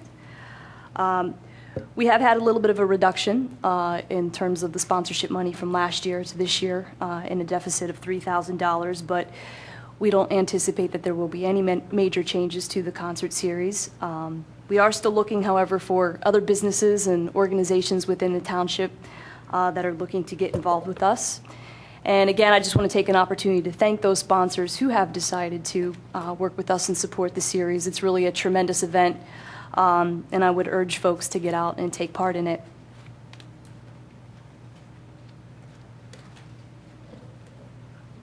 Thank you, Tammy. The next item is Resolution 2011-65, authorizing payment to World Cup Sports Academy for the Spring Break Soccer Camp and Spring World Cup Soccer. And before I ask Tammy to tell us all about this, Bob, this is after the fact expense approval. These programs have taken place. That's correct. And what we want to do is bring the board, since the expense will exceed $3,000, that the board needs to approve these and bring these in front of the board. So we may have more of these being brought in front of the board. Okay, thank you. Tammy, do you want to add anything? I just want to say that the programs did have outstanding enrollment for the spring. The Spring Break Soccer Camp had 70 kids, and the junior soccer program had 94, which was outstanding spring attendance. And we would like to authorize payments for World Cup Sports Academy, who's been a tremendous vendor for us for a number of years, working with our department. Tammy, a simple question. Why do 70 kids generate almost 50% more revenue than 94? Different pricing for each of the programs.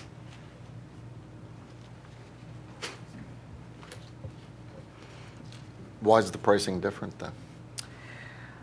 The Spring Break Soccer Camp took place over the course of 5 days during spring break from 9 to 12 p.m. and we charged $180 per participant.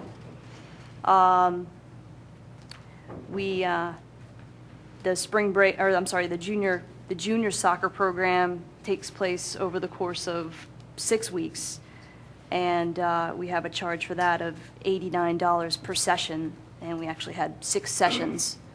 So they're both just 2 different scenarios and way the program's delivered.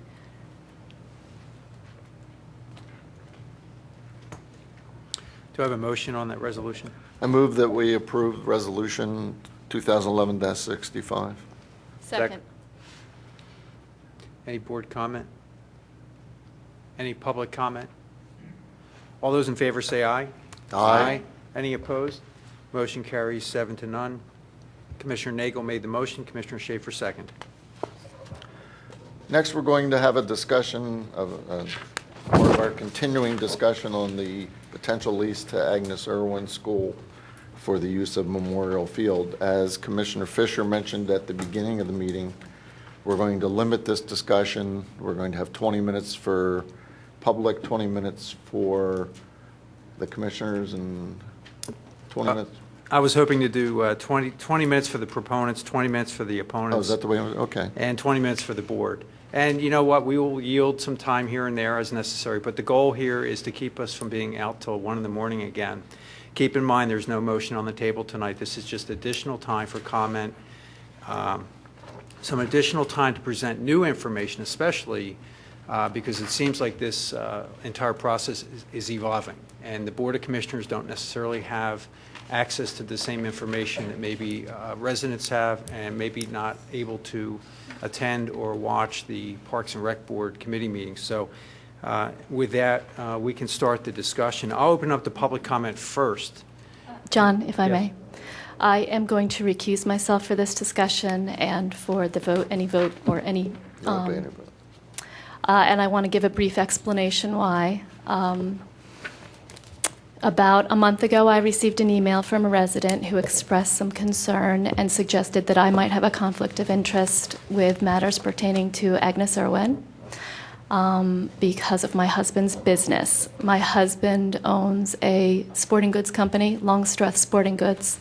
They sell women's sporting goods to individuals and schools and organizations all over the United States. I took this very seriously, so the very next morning I asked my husband to check his customer list. He did so, and indeed, his company sells a very small amount of sporting goods equipment to Agnes Irwin. It amounts to about $600 a year. His business is $10 million plus in sales, so it's less than 1/100th of 1% of his sales. Nevertheless, I take it very seriously. I'm in the process of seeking guidance from the State Ethics Commission as to whether this is a conflict of interest, and if it is, what the parameters of that interest are. But until then, in the meantime, I have been advised by our solicitor to play it safe and to recuse myself, and I'm going to go ahead and take that very wise advice and recuse myself. Thank you. And go home early, I might add. Thank you, Commissioner Schaefer. John, I'll lead this. As John mentioned, we'll do the public comment first. That way the commissioners will have the benefit of hearing the public before we have the commissioners' discussions. And I'd suggest that if we have people that just want to say me too, that they get together and have one representative present their points. And we'd be most interested if there's any. There was some new discussion the other night at the Parks and Rec Board. I believe, Peter, you had given some good insights that we hadn't heard previously. So I'll open up to the public. Is that an invitation for me to speak? Well, it certainly is. Right, thank you. I'm Peter Sampson, 215 Lenore Avenue, Wayne. First of all, I'd like to make a few comments about the background that brings us all here. There's been a huge increase in the demand for recreational facilities in Radnor Township.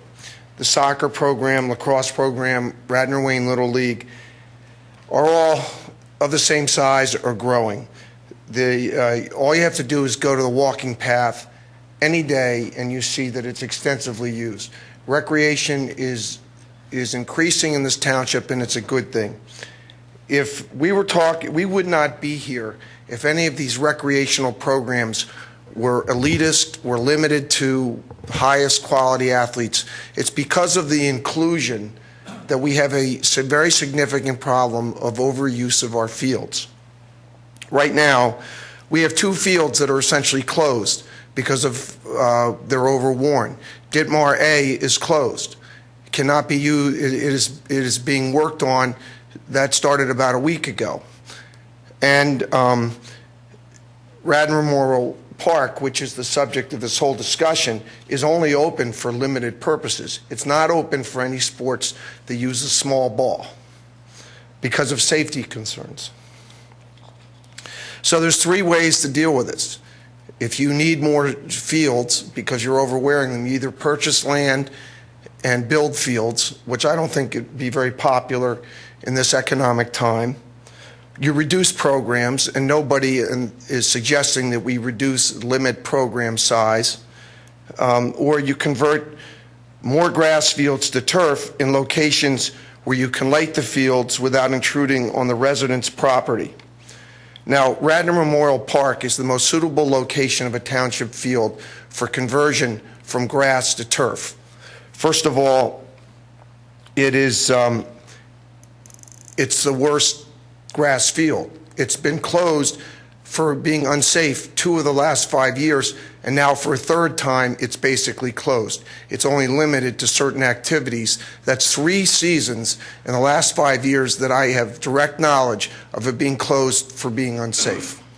Can I ask a question? How do you say it's closed, but it's being used? That's contradictory. Well, I'll read you that. You can read the email from Mr. Totoro when he told me that Ditmar A was closed as of last week. I said, well, can we use Radnor Memorial Park? And he said, no. He said that it is basically that it's felt that any sport played with a small ball, hockey, lacrosse, baseball, because of bad hops, and soccer, since they had safety concerns, would be better off using other fields. The field has been opened up time to time, mainly for ultimate frisbee, no ball contact with the ground. We mow the field, but I have stopped the turf program applications for 2010, hoping to have the field correctly repaired. Earlier in the email, he outlines the history of the field, the inability to grow grass because salt contamination, settling, drainage, and other use problems. Bob, I drove past that last week, and there were little kids, but little kids were using that field. Peter, excuse me, can you clarify when that email was written? This email was written today from, What was the time period that Paul was referring to?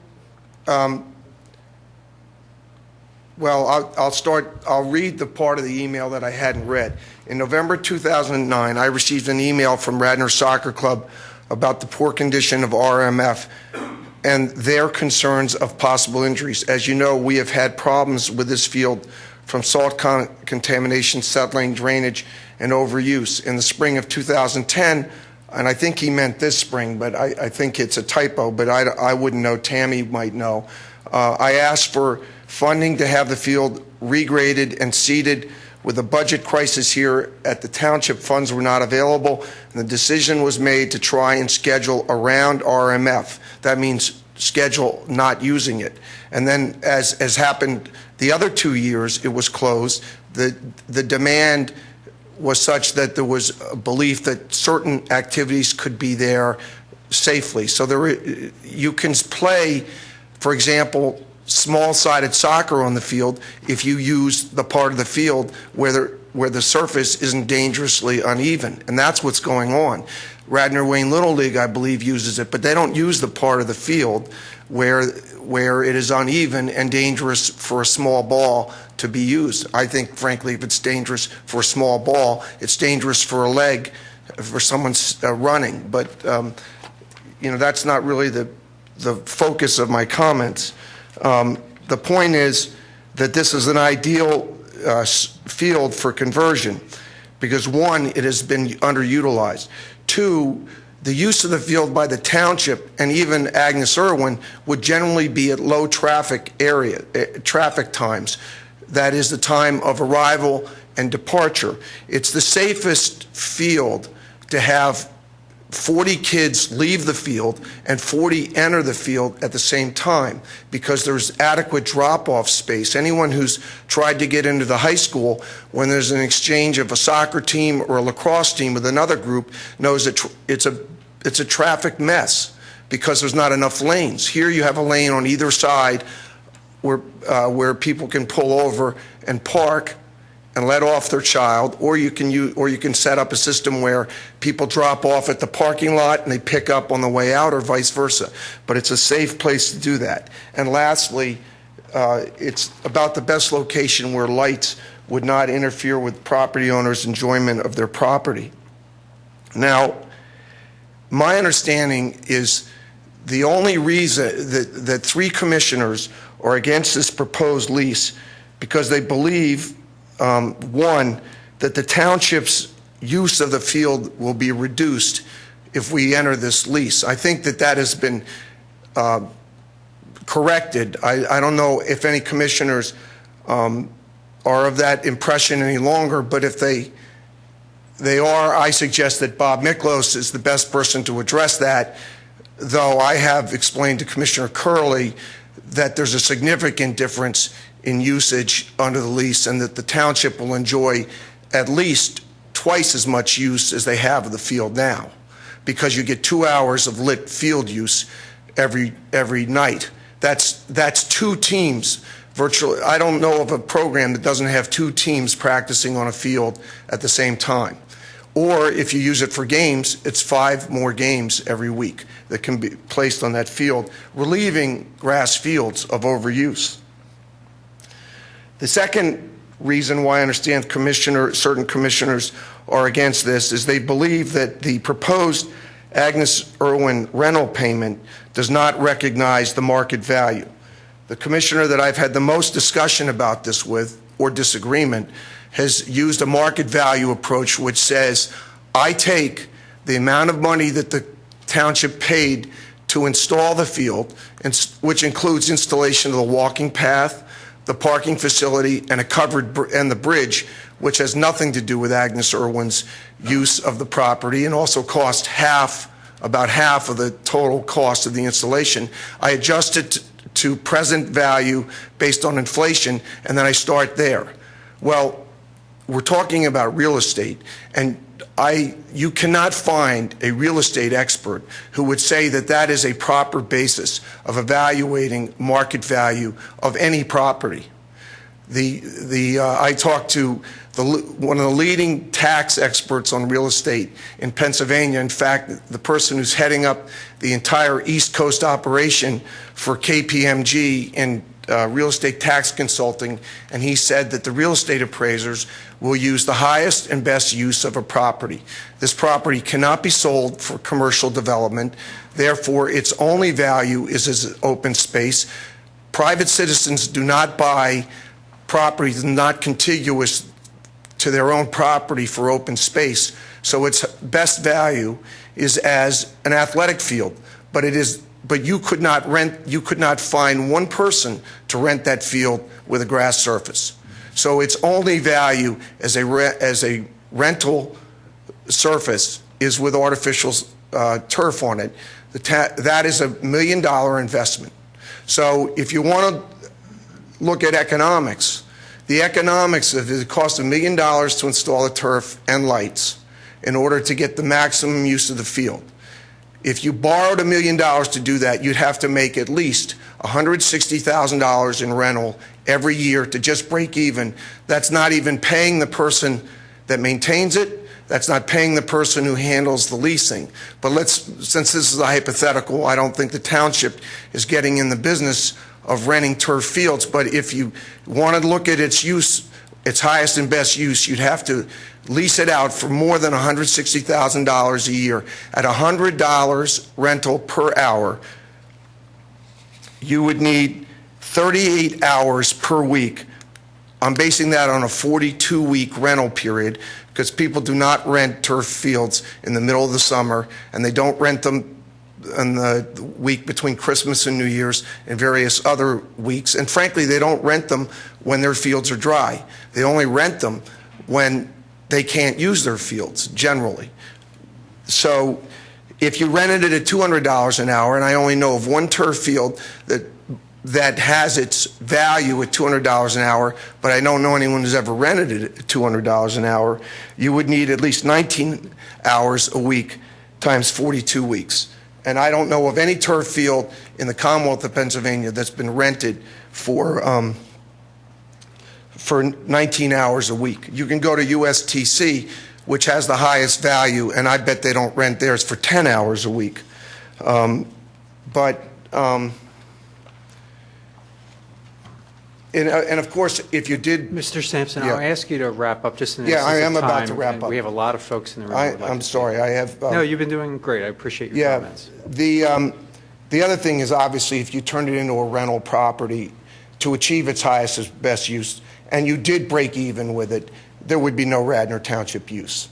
This way, we get the capital improvement, increased usage of the field, and there's another issue I raised at the Park and Rec Board is, from a liability perspective, it is very dangerous for any property owner to say, this is safe for one purpose, but not another. That is, there's a number of lawyers in this room, and I don't think any lawyer would like to see that situation come in and say how they're going to defend that case, justifying closing it for one sport, which involves running on an uneven surface, but opening it for another. The last thing I'd like to say is, since this proposed lease, does not cost the township anything, and since the disagreement seems to be on its value, at least with the one commissioner that I've had the most discussions with who is against it, if that's the reason, and it's not going to cost us, then have an expert appraise it. I'll represent that the lacrosse program will pay its share. I suspect the other sports programs will pay its share of the appraisal costs. You can do it blindly so they don't know who's paying the bill. But I guarantee you that if that since it increases our use, and since it's an issue of the market value, then why lose the opportunity to lessen the overuse of our fields, to increase the recreational use of our facilities? Let's not lose that over a disagreement of market value when none of us are experts in that area. Let's turn to an expert or two and get a market value analysis. Lastly, please don't kill this by Chinese water torture. Don't kill this by delay or poking needles in every single aspect of this deal. If it's a good deal, authorize people to negotiate it and then bring it back to you and vote on it. Because if we keep delaying this, we're going to lose the opportunity. And that field will remain used as it has been over the last 5 years, which is underutilized. And right now, one of the best fields in the township is closed to my program and other programs because of overuse. And we're going to continue to have overuse problems if we don't get more activities on turf. Thank you. Thank you.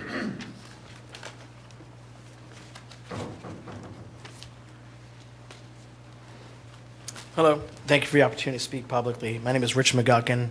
I'm a vice president with Brandywine Realty Trust. We are the associate owners, formerly of the land in discussion tonight.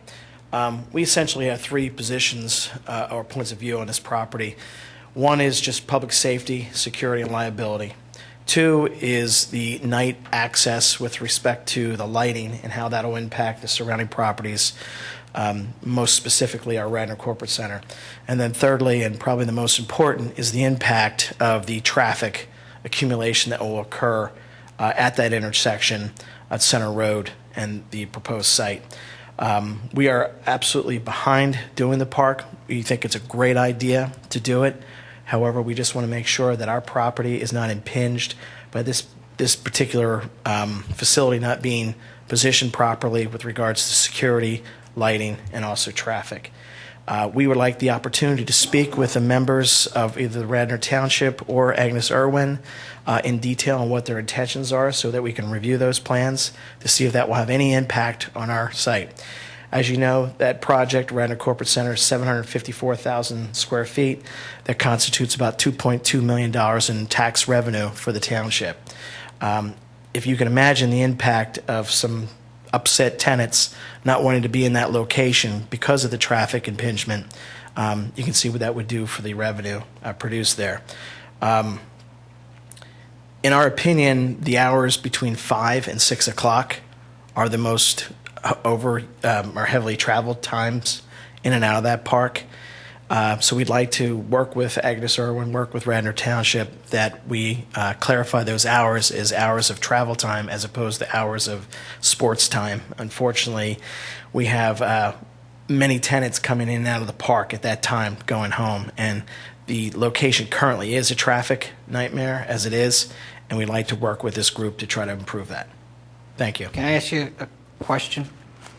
Sure. The proposal says Agnes Irwin has it from 3 to 6. Correct. And Radnor Township has it from 6 afterwards. It would seem to me that the changeover is going to be the most traffic-intensive part, because as the Agnes Irwin people are leaving, the Radnor Township people are coming at the same point in time you're most concerned. Correct. About traffic. So can you be a little bit more specific around ideas? Well, I mean, the only point of reference that I have for this area that where there kind of is a police security is when the students are leaving the high school after school, and that's usually right around the end of the business day. What we'd like to propose is that they not consider having games between the hours of 5 and 6, because that's when you're having the parents come, which is a kind of doubling effect of the traffic. Again, we're open to discussion. We're open to understanding how we can improve that interchange there with regards to lighting, perhaps even providing some type of police supervision or overview. I'm thinking that it can work. We just really need to better understand what the plan is. The only reference that we have is what's in the lease. We've looked at that in detail. We do have some comments on that. But what we'd rather do is speak specifically to the individuals that are designated to design and create this facility. And I don't know who that is. Rich, I'll suggest that you do meet with staff early and often on this. And Bob, I appreciate if you make that opportunity, regardless of what we end up doing, leading up into the point in which we actually do vote on something.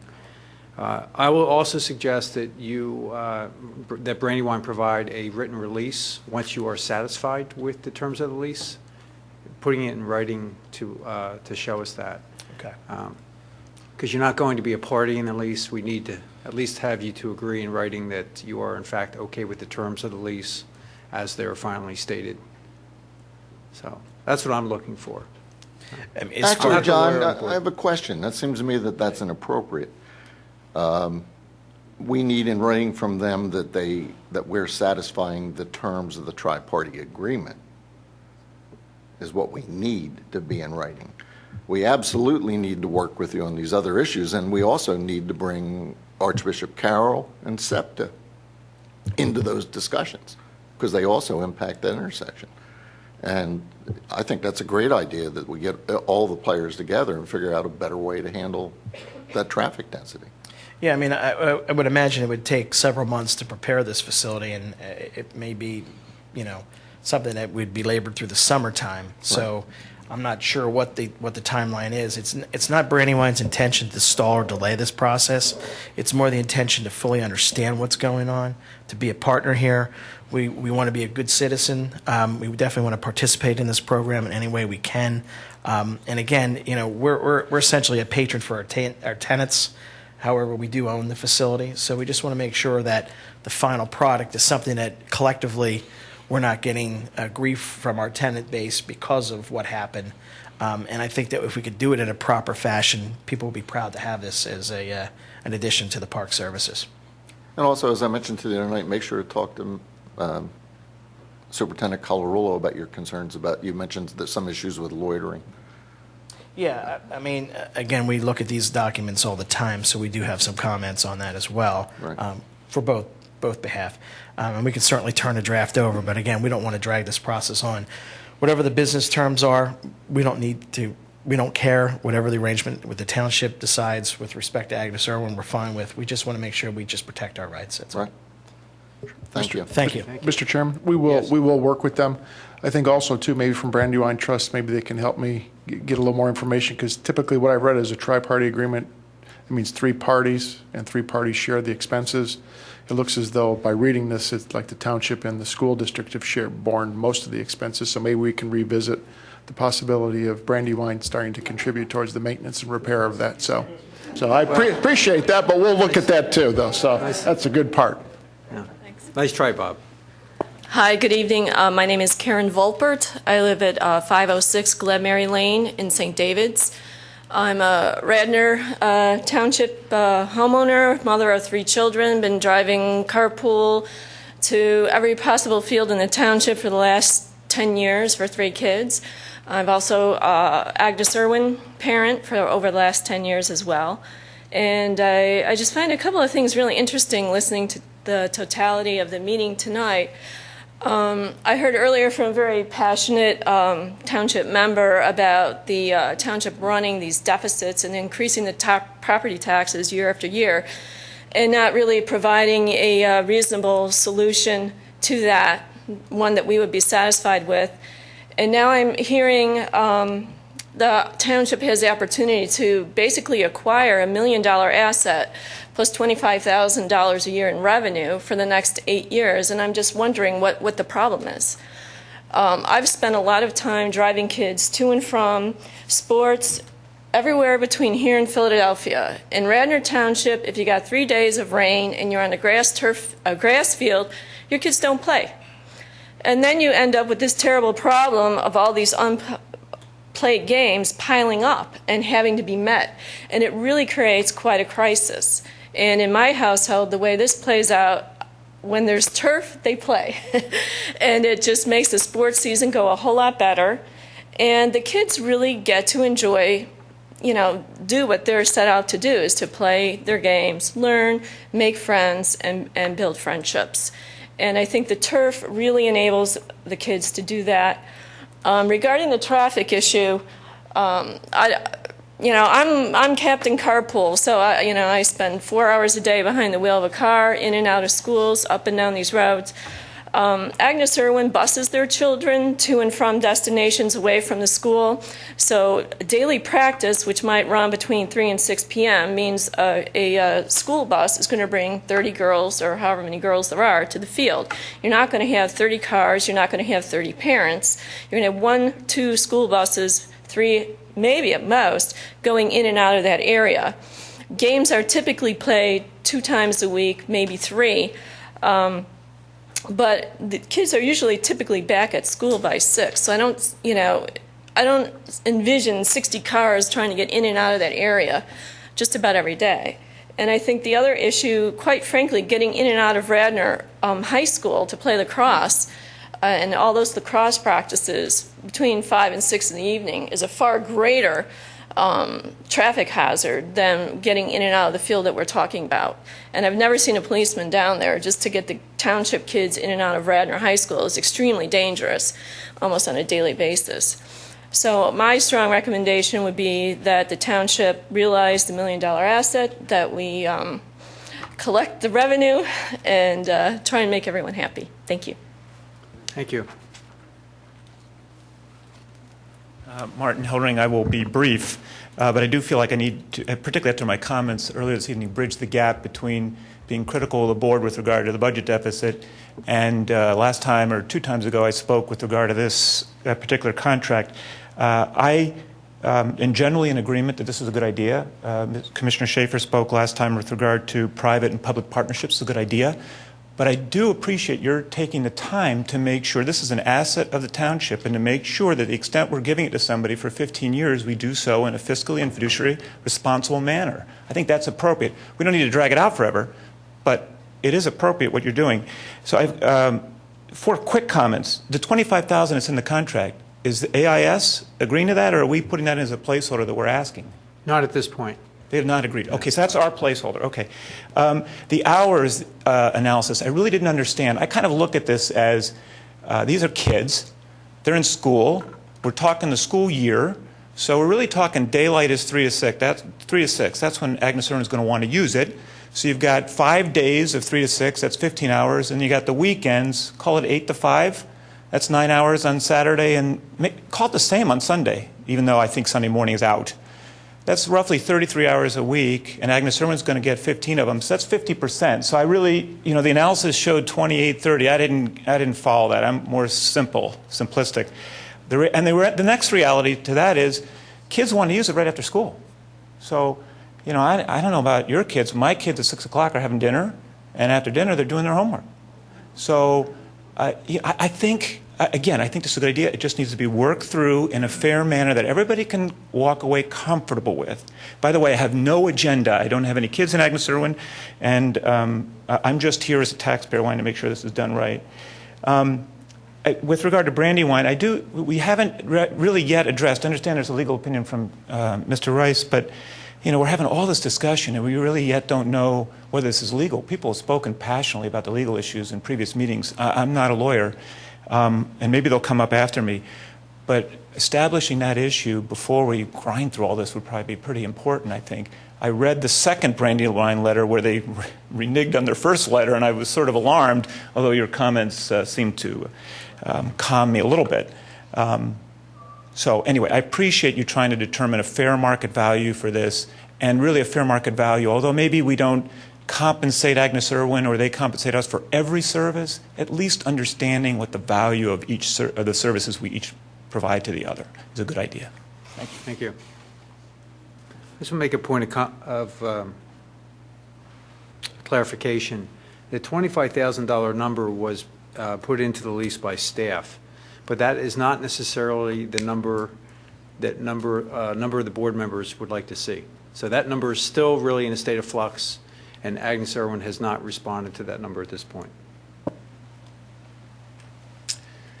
Good evening. Bob Mikolas, Radnor resident, West Wayne Avenue.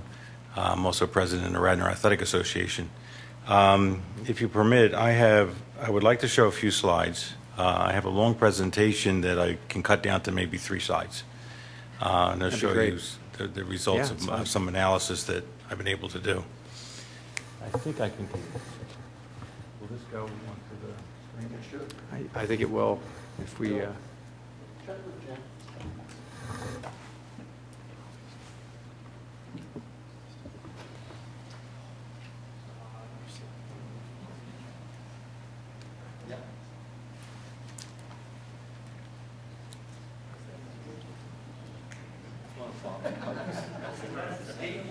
Just clarify, that is not the field we're talking about.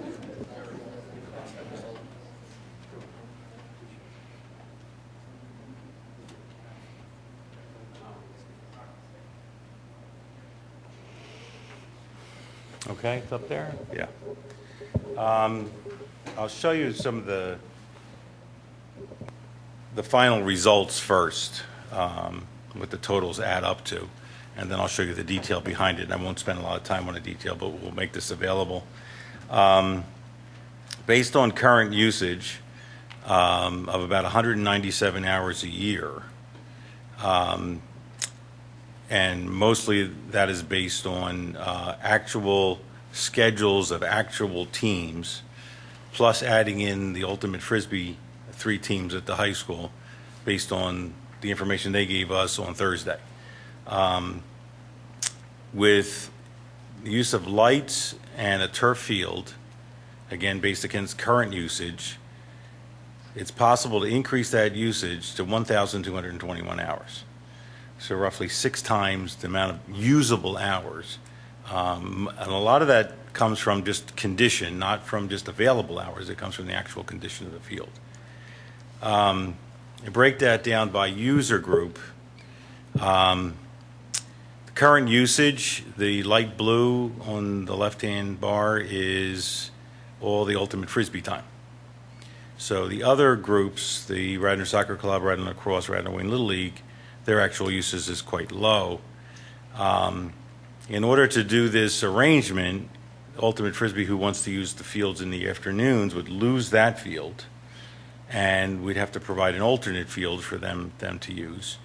But the offsetting increase because of the availability of lights in a turf field mostly comes from the Radnor Soccer Club and, in addition, Radnor Wayne Little League.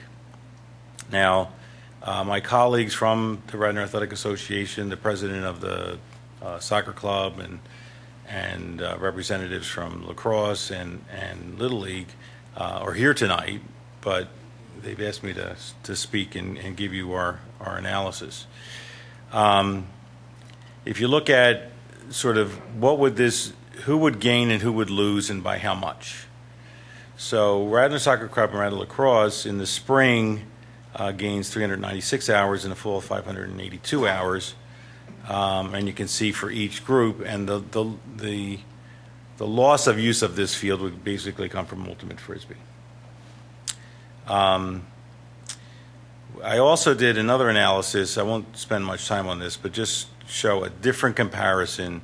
What I did is I took each team and how many hours did each team get on the field, because some teams practice 5 days a week, some pitch 2 days a week, some practice only once a week and play a game.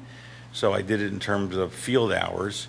And even there, our current usage is fairly high, including Ultimate Frisbee. But the estimated usage is, between 2.5 and 3 times as much, based on this different metric. Similar breakdown with the user groups, and a similar breakdown on usable field time. Now, there are, and I'll make this available, there are 12 pages of detailed analysis of how many teams, each portion of each season, because there varies how many weeks we use and how many hours we can use in each week. So I've broken it all down, showing the number of weeks, during the week, on the weekend, how much time's lost due to weather, wet fields, and what the net usable time is. Again, this is all based on as close to actual as I can get it. And the roughest estimate is how many days we lose because of weather. But I think based on the current seasons, and I get all the emails every time they close a field, I have a sense of what that loss is. And again, under the alternative, you're still going to lose some days because there's still going to be some torrential downpours, but it only is for a few hours usually. And there may be times when the field's got snow on it and nobody wants to spend the time and money to take snow off the field. So we'll have some lost time there too. So that's all factored in. I think that's I got it broken down by user group, by season, and by portion of each season. May I ask a couple of questions? Go to Yeah. the first slide, if you would, before that. The detail slide? Yeah. No, the very first one you put up. That one there. Yeah. Right there. The 197, staff gave us somewhere around 600 plus or minus, and you just Right, think that was staff's numbers reserved. incorrect? That was reserved time. Not. I looked at the field Very good. schedule. So the 600 that we got from staff was Right. inaccurate for the Well, number it's of not that hours. it's inaccurate. I think I understand, but Yeah. I was using it 600. It's not 600 of hours being used. Right. Very If good. we would not, the field would not support 600 hours. 600 hours of 600 operation. available hours, but it wouldn't support that amount of use because of its condition. It's not playing for 600 You hours. can't It's play playing 600 for hours. 197. Right. plus The or minus. 197's actual. That's as close as I can get based on actual field the schedules of each team Very good. for the last fall and in this spring. And then tell me how you got to the 1220, because I'd say to get to 1220, you have to play every day for 4 hours and both days on the weekend all day Right. for 10 And- months a year. So that's the scenario, like the scenario that does this Right. has us playing till 10 o'clock each night. Well, it has the 9 o'clock during the week. I think Fridays is only an hour and a half at night because a lot of people won't take the later time at night. And fewer time slots on Sunday. I have found out that we have groups that want to use the turf fields at the high school at night, and they're being denied because other people are using them. Right. So there's certainly demand. And then what about, to use it. does that spill into summer too? Like there's This is only spring and fall. So how many months are not included in this? Is it 9 months, 1,200 well, hours? it's in 3 9 weeks. months? It's on the detail chart. 3 weeks in September, 3 weeks in a total of 5 weeks in October, and 3 weeks in November. And then in the spring, that's 11 weeks. And then in the spring, 2 weeks in March, 3 weeks in April because 1 week is usually spring break week and nobody's on the fields. 4 weeks in May and 2 weeks in June. So total of 11 weeks in the spring. So 22 weeks. So 1,200 hours in 22 weeks. Right.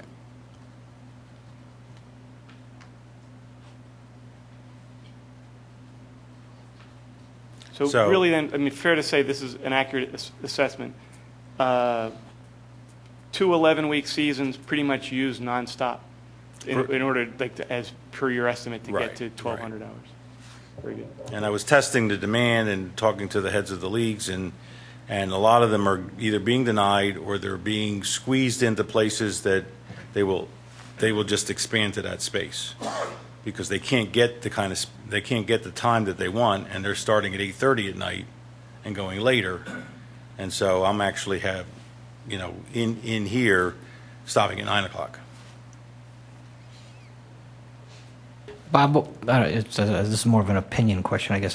Why is it not unsafe for the ultimate Frisbee people, but it is not safe for whatever terminology you want to use for soccer, lacrosse? I mean, they're both running, Right. so help me understand that. The aspects of whether it's safe for a certain sport or not, like we'll put put kindergarten and first grade girls in a corner of the field, and the coaches get to pick where to put them to play t-ball. Okay? Well, they can pick the portion of the field they want to use, and they're not going to pick the portion that's all beat up. Now, Ultimate Frisbee, I'm not there. I don't know actually how they physically use the field. Do they sort of bring their end zone in a little bit, or do they play crosswise? I'm not sure what they do. All we know is that any user, if they had the preference, would take a field that wasn't in that condition. If they had another place that they were directed to. So I'm putting the numbers I have in here for Ultimate Frisbee are the maximum based on their number of teams and based on 3 hours a day. They said they don't do anything on the weekends. And they do have away games. I didn't subtract any time for away games. So, I'm thinking, that the use they get, if they have 3 teams and they practice an hour back-to-back, they can use maybe one portion of the field versus 2 teams practicing at the same time. The ultimate Frisbee numbers are different than the ones that staff provided us, but... If you look at the numbers, there's only a very slight difference. Most of the deduction is because of weather and field conditions. I've subtracted the same number of days from every sport because of weather conditions. Well, so I took that off of the ultimate Frisbee number too. When Ultimate Frisbee called me a couple months ago, they were afraid of losing this field, and we told them we would try and keep this field to May 27th. They said it's not a very good field, but it's good enough for us because we don't have anything else. Right. We don't have a home.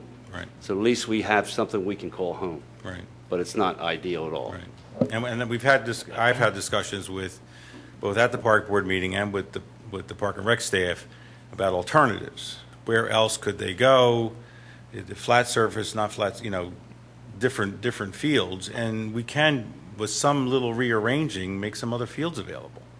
So I think that part is very feasible in my opinion to find. And then if we take a lot of usage and move it to a new turf field under the lights, that'll reduce the amount of crowding at the high school and may actually give more time and allow Ultimate Frisbee to use more of the high school time, which is sort of what they want to do anyway. Bob, going back to your original slide again, if you could, Right. please. I want to understand how you got to the 12/21. You're talking about 22 weeks comprises of 12/21? Right, but I did it in detail because of all the little ins and outs of different parts of the season and different amounts of usage. And so that's what all those spreadsheets are for. Okay, I understand that.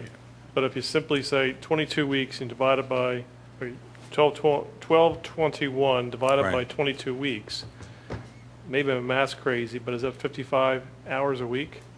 Yeah, that's what, I don't know. Well, then let me finish my, Right. are you talking about multiple teams using the field Yeah. at the same time? Yeah. That is, teams playing each other, or little kids' teams taking half the field? That's how you get around to that? Well, actually for soccer, it's 2 fields because all of our fields for 12 and under are now going to small-sided fields. And in that location, you would put 2 fields. So while we're referring to it as 1 field, it becomes 2 fields for the soccer season. So it's team hours. See, obviously. Well, I'll have 2 teams on each of the fields. So I'll have actually 4 teams on the field. Okay, Right. that explains it. Right. Because I'm thinking, you got a total of 55 hours per week, and that's not what you're talking about. You're talking about usage per team. So you can have 4 teams, as you indicated, so that actually takes the actual number of hours that the field is available down, but you're Right. just using team hours. I understand it. Thank you. Right. The only other, if there's no other questions on this, the only other comment I wanted to make about the Brandywine's concern about the traffic, we have at Tennell Field every day we have 2 teams playing in the afternoon. They transition out. They're school teams, and then they transition out, and we got 2 games. Well, we actually have 2 teams either practicing or playing games. When they're playing games, there's 4 teams there. Then they transition out, and 4 teams come in after them 4 nights a week. And then all day Saturday, there's in and out, coming out. And we schedule gaps between the times so that there's sufficient traffic time. We also do it at Warren Philippone Park, South Devon Park. We schedule breaks as to when the next time starts and when the actual games end, so that there's transition time. Is that built into this number, Bob, or that lost field time? That's lost field time. So it's not in, so you've got this 12/20 number being higher because you've counted it in there, because if you have to put in a half an hour break between when Agnes Irwin leaves at 6 and you want to manage the traffic. I have some teams in there at 1.25 hours before that break, and some at 1.5 hours. So, it's not going to change. I mean, even if you cut the number in half, right? even if that was 600 hours, we're still going from 200 hours to 600 hours of use. So whatever assumptions I made, if there's a little, quarter hour here that should come off because of traffic or whatever, it's not going to, it's not going to have a material impact on the increased usage we'll be able to get. Bob, could I ask, how many, with 4 teams playing at the same time, what's the total head count on? Each team is 12 to 15 kids. The smaller teams, when you have more teams on the field, you'll have the smaller teams. So there'll probably be 10 to 12 kids. And then when you get to 2 teams on the field, you're probably looking at 15 to 18 kids. So we're looking at somewhere between 48 and 60 participants being dropped off. Right, like I said, that happens at Tinnell every night, I understand. Monday through Thursday. And it works. I'm just trying to get my And it works. diligence here. Right. And one of the concerns was traffic, and so it would seem to me that this analysis, if we go a little further with it, we want to pad it to accommodate this traffic, because up to 60 vehicles entering this site every time the game changes over. I would assume you would need about a 30-minute rest period where let people get out before new ones come in. Well, John, that's not real world, first of all. Excuse me, Mr. Nagel, I'm asking, I'm And trying I'm trying to get... help you understand, John. Do you want to understand? Okay, be civil, You or this too. conversation ends now. You too. Okay, we'll remain civil. What I'm trying to get at is when we look at this analysis, if we want to make a good decision, something that we can all be proud of 10 years out, because that's when the decision will be, well, 15 years out to make a decision whether to go forward any further. We want to make sure we look at this closely and fully understand it. Right. And I appreciate this. This is great. What Tammy has done, Tammy and Bill White, staff have spent countless hours. They worked on a weekend to put numbers together. They worked on a Saturday. Our staff normally don't have to work on weekends. They did this on their own. What I need to know is all the facts. Before this board can make an educated decision, we need to have all the facts. And I'm not looking to find fault. I'm not looking to find a problem. I'm looking to find facts. And then we'll make a decision. The board members will all, at some point, want to vote and make a decision on the facts. But trying to stop us from getting to that point, Mr. Nagel, would be disingenuous to the process. And I'm looking for a clean process here. You may not agree with my vote at the end. You said be civil, John. I'm trying to be civil. I want to make sure that I have time to see all the facts and then make a decision. So I appreciate what you've done here. Thank you. Okay. Mr. Chairman, real quick. I'm sorry, Mr. Curley. I appreciate you putting the information together after the work that Tammy and I did trying to figure out the number of hours a day. I think if nothing else, we learned how many different ways we could slice up a day. The one question I do have, though, is the 197 and what makes up that number, because that is quite a bit different than the amount of hours that we show as people renting that field. Does it include all user groups or just the soccer program, or how did you come up with that? Tammy has the spreadsheet, so you can go through the spreadsheet. Okay. All the assumptions are laid out, all the formulas are there in the spreadsheet. You can change any assumption and see what the impact is. The user groups that I flashed up there, let's do them again. I just want to make a distinction real quick, Bob, if you don't mind. A lot of the information that we see within our department is based on a request. Request, right. It's based on a blanket request. So that's why, you see a large number, like 600 plus hours, that demonstrates what it was being utilized that particular field.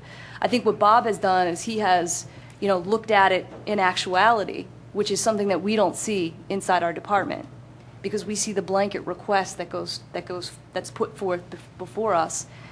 And then from there, you have the cancellations due to inclement weather, holidays, things like that, like he has prepared. So I just want to make that distinction. And when I did prepare this data, I did note that at the bottom that, this was a very limited assumption of exactly what took place. No argument. And Mr. Chairman, maybe just to add to this, and want to thank Bob for putting this together, because I think really the point that came out, I think Commissioner Fisher, I think it was a good question you asked, is a lot of the impact will be our kids on the traffic and not Agnes Irwin. Because before, I think it was just the opposite. I heard Agnes Irwin was going to create all the traffic.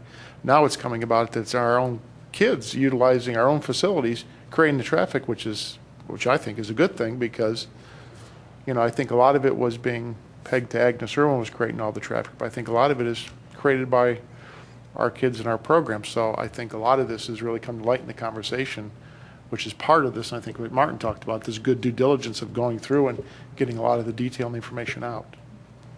Okay. So, Bob, qualify your level of comfort regarding providing 1,200 hours of activity at that site. Well, I mean, Very I comfortable? put this together because we were having these discussions, and I worked a lot of time over the weekend trying to get all Right. these numbers together. So I think I even emailed you an earlier version, Yeah. and I said, I found an error. So this isn't necessarily error-free, so it has, but it's my best representation at this point in time. Right, and the spirit of it is, you're comfortable. To me, the whole key is whether we can provide 1,200 hours whether there's 1,200 hours of demand for this field. And it sounds to me like you're comfortable that there is 1,200 hours of demand. Yeah, the demand Whether that is, number right, changes is right. immaterial to me now, Right. but the spirit demand of is that there. Whether we can actually get that many people in and out of the space, effectively to use that many hours. But as I said, it could be 1,000 hours, it could be 800 hours, and we still have a very big gain over our current usage. I do think this is good, but I do think for example, the 197 seems awfully low because that would be 10 hours a week in the season. You drive through there on a Saturday, and there's 8 hours of use on a Saturday. It's grade school kids or first grade kids, but I do think we have to see these two images that you have on the screen now. Right. And we do have to see them at a level of sort of a robust level that you're more comfortable with, but sort of refine these numbers. And then last is the spirit of this change that makes it beneficial to you, in your opinion, the fact that you can significantly increase the capacity, even if it's not our field use changes, it's during the times that we use it, we can use it at a higher intensity. You can use it at a higher intensity and back-to-back intensity without any cost ramifications of not being able to use it later on, which all the grass fields have that problem. Very good. Okay, thank you. We had that problem. We moved teams around because we had them at this field, and then we moved them to Ditmar, and now Ditmar's out. That one field at Ditmar is out of commission because it couldn't take the use. So if this field would have been available, we would have kept them where they were because they were doing fine. They were, they would take that intensity, but a grass field won't take it. So the problem with putting lights on fields is it doesn't do you any good because you can't use it that much. You'll wreck the field. So you have to have a turf field when you're going to put lights on them. The only exception to that is baseball and softball. They don't wreck fields. So that's of the sports we're talking about. Those are the ones that baseball and softball are the ones that have the least impact on the grass. And so we use fields a lot more readily for those sports.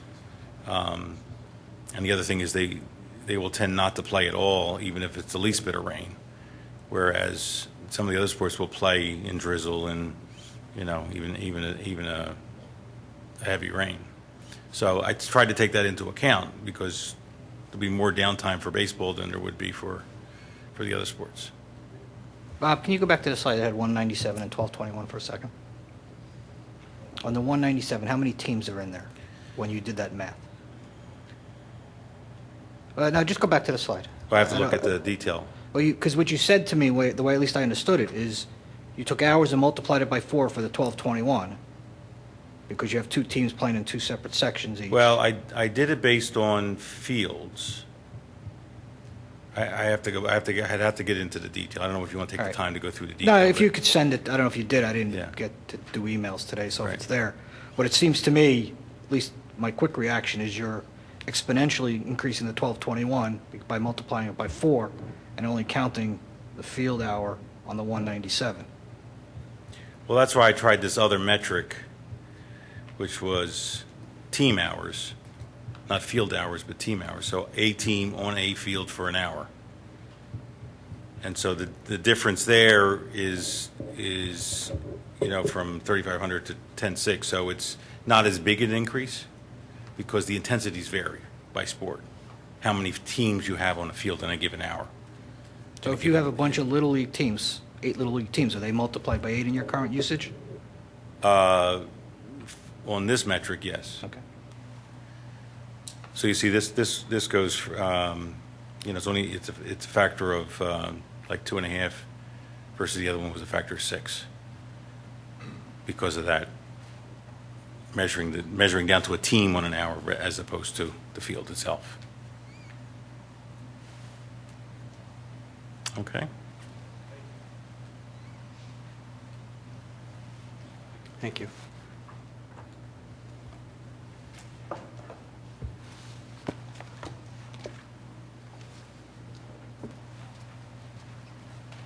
Good evening, ladies and gentlemen. My name is Meg White. I live at 106 Quaker Lane in Villanova. I have 2 children that are active in Radnor Township sports programs, and they also attend independent schools in the area, one of which is the Agnes Irwin School. My husband and I, since we moved to the township in 2005, have both been active volunteers in the soccer and lacrosse programs as coaches, and myself as a board member for the Radnor Girls Lacrosse. I definitely respect the facts and figures that were presented here this evening by a couple of the earlier speakers in favor of this proposal. I think my role here is really to help you, in your own words, to understand the situation that we're faced with in the township, which is the fact that we have many children who want to play, and we have far too many facilities for them to safely participate in sports. I will leave the details and the numbers to people who are much more involved in these programs and can present you the facts you need to make a responsible decision. That is your role. And the rigor with which you approach this task certainly is required.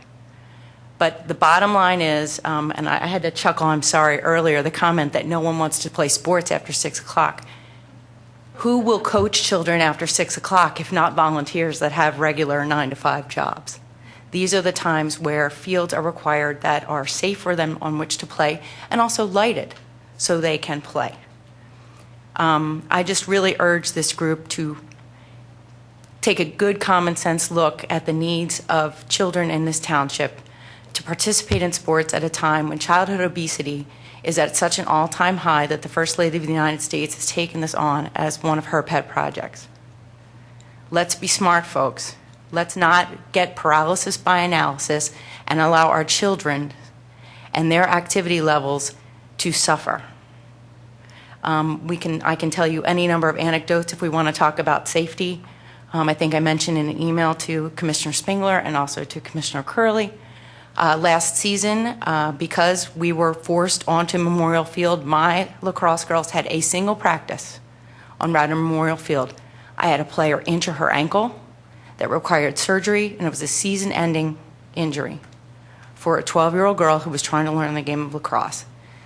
In a township that has other options or can create other options that children can participate and participate safely, I strongly encourage you to get to know and understand the situation that's going on in the township and make the right decision.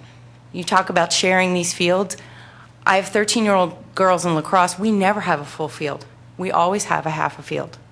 It is half a Prevost field, and that is where we practice from 7 until 8:30 in the evening, because that is when we have field time, 1 day a week, 1 evening a week. I was talking with a colleague from Springfield over the weekend. 3 practices a week they're able to do for those girls in their same program. There are any number of these anecdotal facts which, if we take the time to look at them, I think you'll find are strongly in favor of doing the right thing on behalf of the children of the township. And I thank you for your time this evening. Thank you.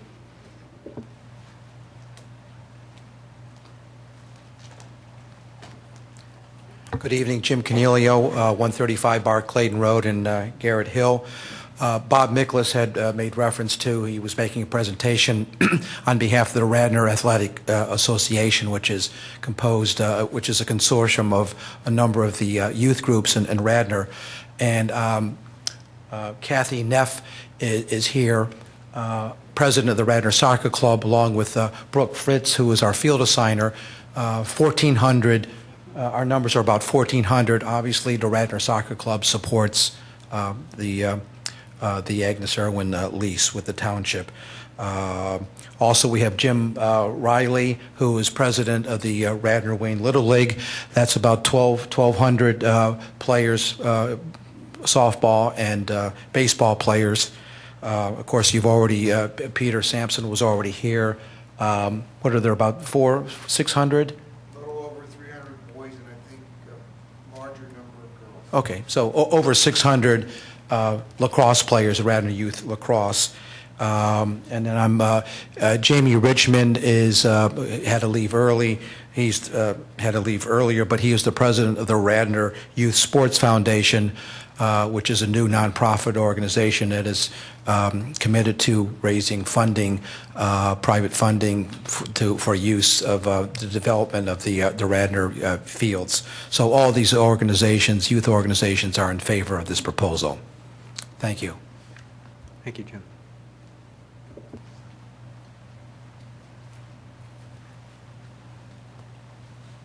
Good evening, Mr. President, Commissioners. Al Murphy, 627 Glenmary Road. Just a resident, not tied into the sports programs, no statistics to talk about, but I think it's time that we provide some, and what I'd like to do is some historical context to this debate. And I think that's necessary because the first speaker who was here, I'm not sure if he's, yeah, there he is, alluded to the fact that specifically that there was no neighbors in the area that would be impacted or potentially impacted. From my understanding, I didn't hear it directly, but there was also reference by some commissioners at previous meetings that it's a great spot to do this because, you know, very few neighbors are going to be impacted. That's not quite true. That's part of the reason I'm here tonight, but the historical context is that the development north of the bridge, going back 30 years when there wasn't a corporate center, there was just a farm, the big concern from those residents, many of whom are still in our area today, was the impact of commercial development on that side of town, which was previously not allowed. The quid pro quo with the negotiations at that point was to build buffer zones.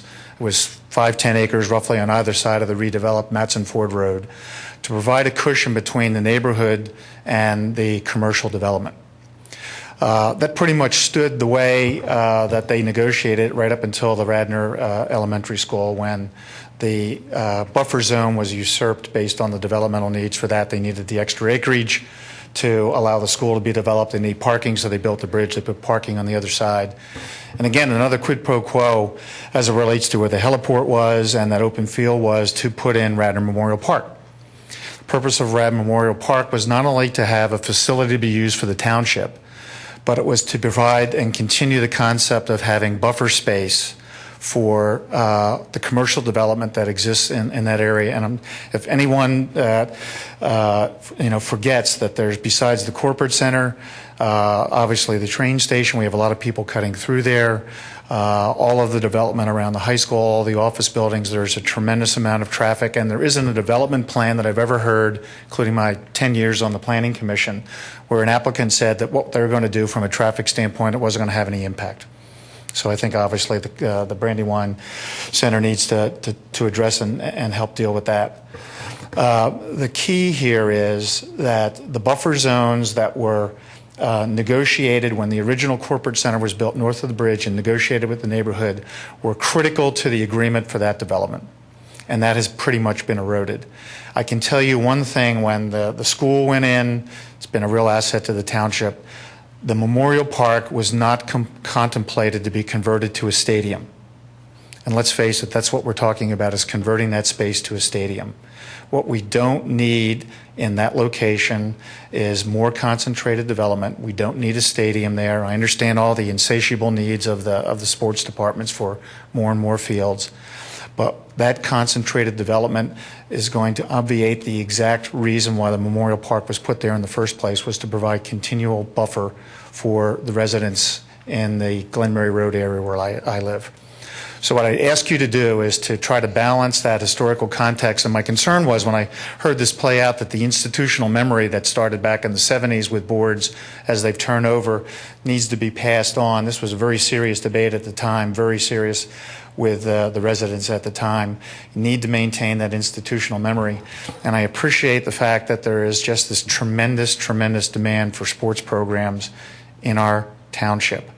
But if you're going to look to place a field somewhere, at least a stadium, I think you need to reconsider where you're planning to put it right now. Thank you. Thank you. Hi, I'm Drew Lichny, 226 Upland Way. I've exchanged a few emails with Commissioner Curley. Thank you for allowing this discussion, which I see is very fruitful.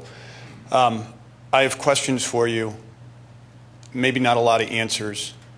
If not now, when? We've clearly established a need. If not here, where in Radnor? You have limited resources. You have limited fields. You're going to have the same issue of lights and traffic everywhere. No one is talking about a stadium. People are talking about... Excuse me, could you just address the board? I'm not sorry. the audience? People are not talking about a stadium. They're talking about fields. And I don't know if you've attended an Agnes Irwin sporting event. They're lucky if they draw 50 people.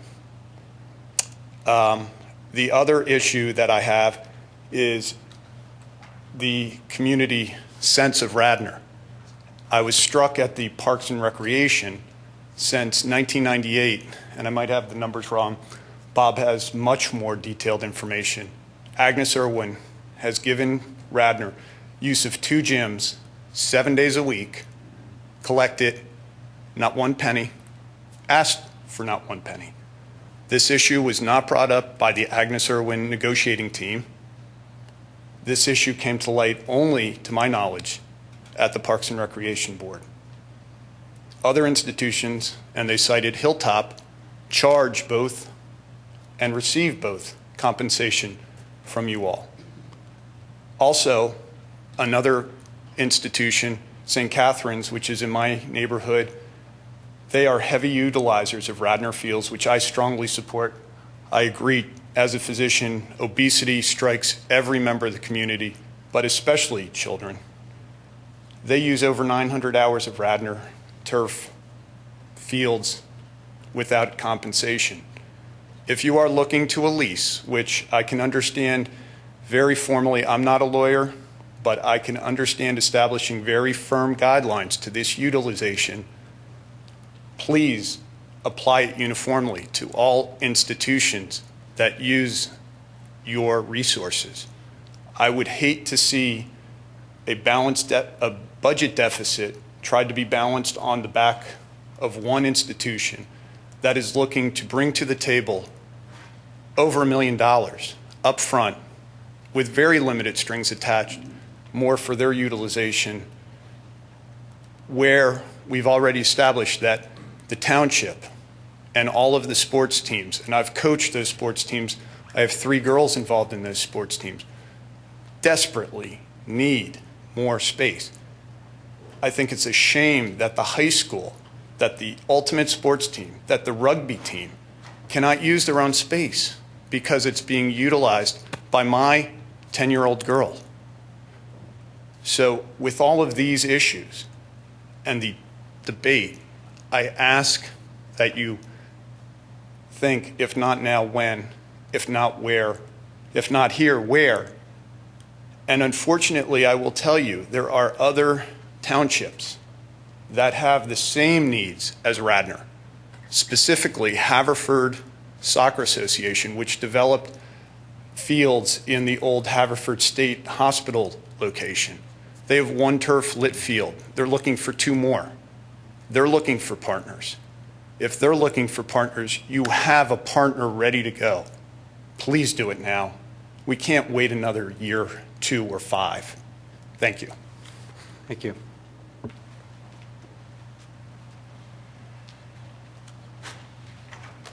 Good evening, gentlemen. My name's Tom Ralph. I'm a 40-year Radnor resident, and I was on the Planning Commission for 8 years. I served with Don, as a matter of fact. and with Al, who just spoke. I want to make 3 points that haven't been made. And I think the first point that we ought to recognize is that the statistics are, I'll use the word fuzzy. I don't know if they're correct, incorrect, or not, but the field usage information we've seen, the traffic information we've seen, we don't have any real faith in. And I would suggest that as a matter of good governance, that this matter go before the Planning Commission and that there be a traffic study required and that there be an independent usage study made of the fields in Radnor and what this field might be. I really do think we need independent advice on this big problem. Number 2 issue that I think has not been raised, may have been touched on, but I want to be clear about it. Lighting in that area will be a big problem for the nearby residents. And I say that because if you look at the geography there, you will see that that field is about 30 to 40 feet higher than the surrounding residential area, which includes Mr. Higgins and Mr. Murphy, who just spoke, and Mr. Stonebeck, who was on this board, and myself. We're all within a quarter of a mile of this field. We will all be severely affected by the light at night.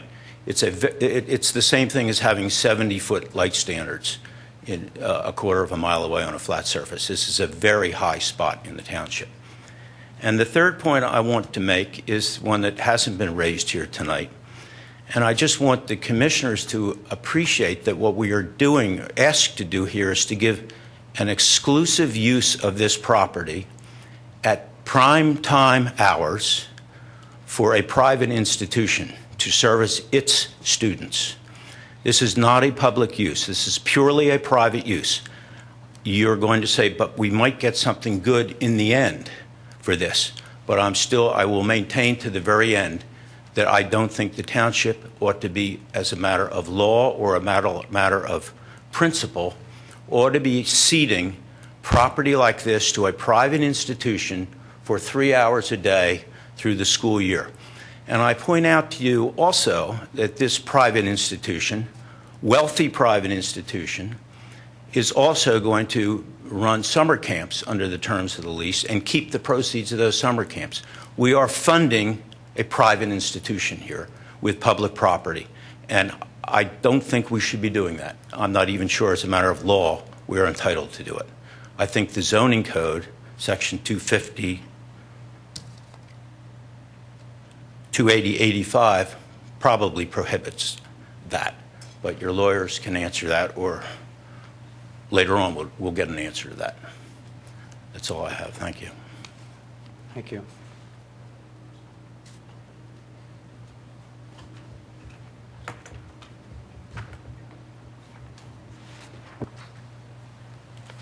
Hi, Jim Schneller. I live in St. David's Park condo, and I have to say that I am a regular utilizer of the zone, the park, including continuing. It has a great loop for about a 2-mile run or bike ride. So I've been using it for 6 years regularly. And I've said a lot, and I'm not going to repeat anything. However, I think that the fact that the trust has gone on the record with some kind of a synopsis here is great, but it looks like they've used the prior lease. And if I could point out, the prior lease had a lot of different points.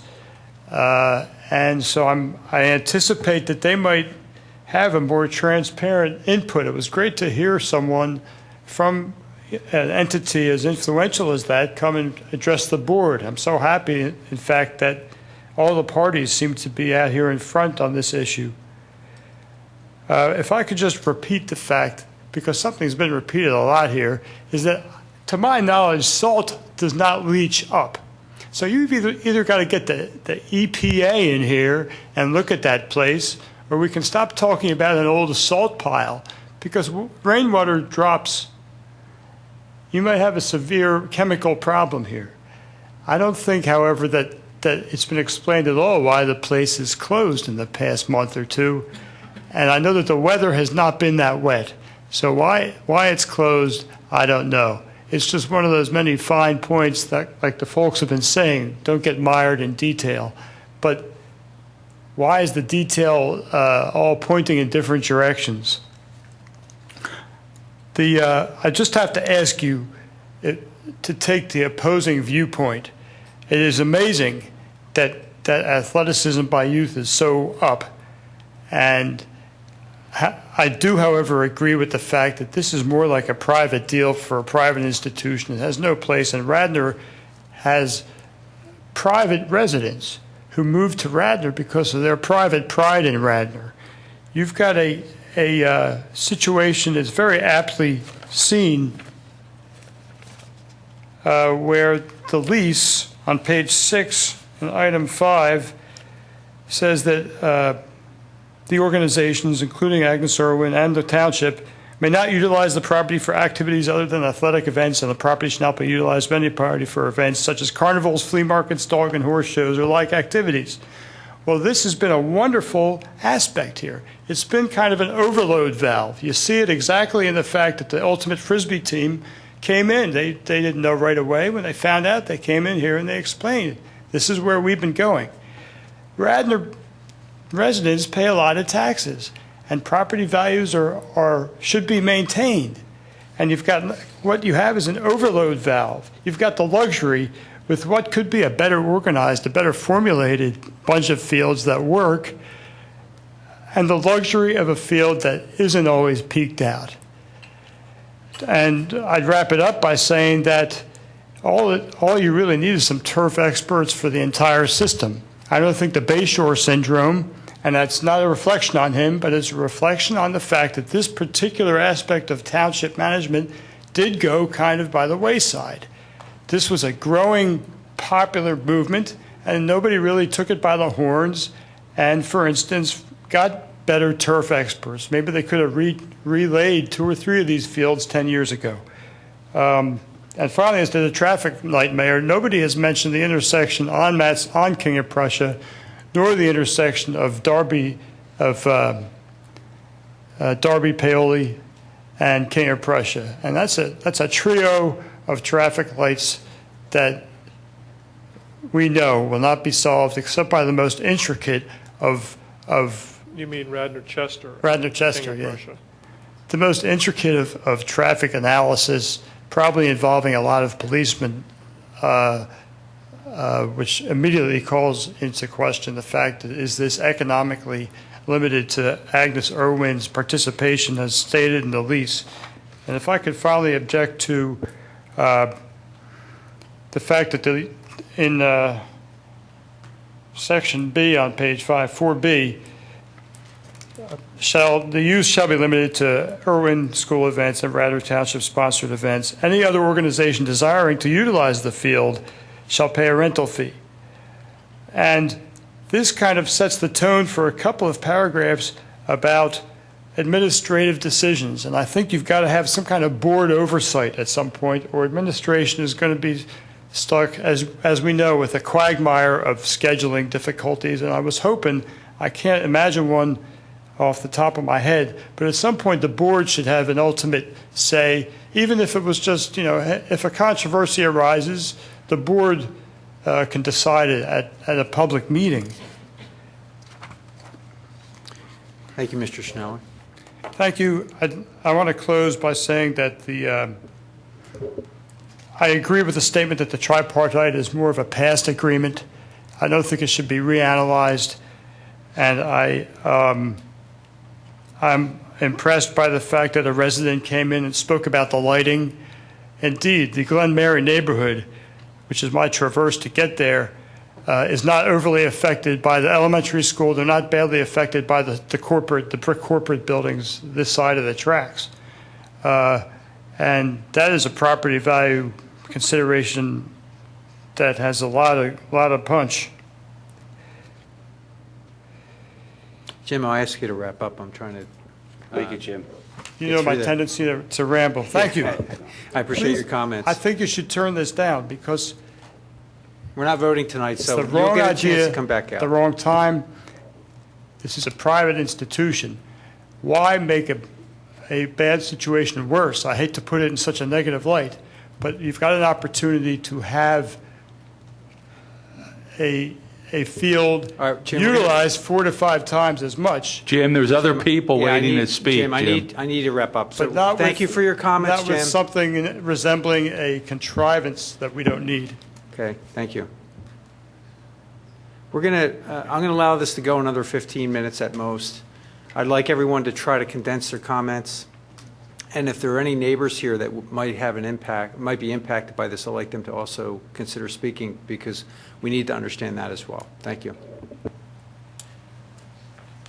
Okay, hi, I'm Dr. John Williams from 676 Glenmary Road. And I'm probably, if I threw a baseball really with a good throw, I could probably hit the field from my house. And, well, maybe a golf swing. But I have a number of concerns about this. The first thing is I feel like I'm a little bit like in bizarro world here, in the sense that, I pay property taxes through my, through my house, and I run 2 businesses in Radnor, and pay business privilege tax to the township to, support this building. And I've heard that we're going to take a public asset that I use on a, probably every other day, and certainly on Saturdays, taking, my family up there or walking around and running, and we're going to lease it to a private institution. I keep thinking to myself, am I missing something here? I mean, I thought the whole thing was that this was a park, and this is something that's actually a public asset. Now, the last time I checked, I have nothing against Agnes Irwin, but it seems to me they don't pay any property taxes in this town. And I understand that that they are resident here and so forth, but I want to understand outside of this lease if they contribute anything to the running of this township financially. So that's the first question I have, because that's a little bit disturbing to me. I'm a taxpayer, and the traffic around that area is already unbearable. About every 2 months or so, there's a truck that jams underneath there, and you can't get through there. In the morning or in the afternoon, you literally cannot make it out of Glenmary onto that street. I mean, it's literally unnavigable. So the idea that we are going to, for a relatively small payment, we're going to take a situation and make it even more heavily trafficked is really concerning to me. The third point I have is I'm very concerned about my reading of this, and I'm not a lawyer, but I've studied this, I've read the tripartite agreement. I'm very concerned that if this goes through, that the township is going to be sued. And if the township is sued, I'm quite frankly not really interested in paying the money to have to defend the township, against a lawsuit for this. And I'm very concerned about this. The second thing is not the second thing. The fourth point is I'm very concerned about the idea that we're going to take grass and turn it into yet more impermeable surface. Those of you who know that area realize that 40 years ago that was a huge farm. It was it was Morgan's farm, and it was all grass. Now it's all impermeable, and we're going to take the last bit of what was actually the original farm there, and we're going to turn it into an impermeable surface. I'm concerned about that. I think that sort of summarizes my points, but I think, as a taxpayer here, I think we're really putting ourselves at risk, and I think if this goes through, because I know there are a lot of people in my neighborhood which are, they're gonna fight this, and so I would hope that the township would really consider that for a relatively nominal payment. I mean, if we look at the general fund here, I mean, how much money are we really talking about here? So those are my thoughts. Thanks. Thank you.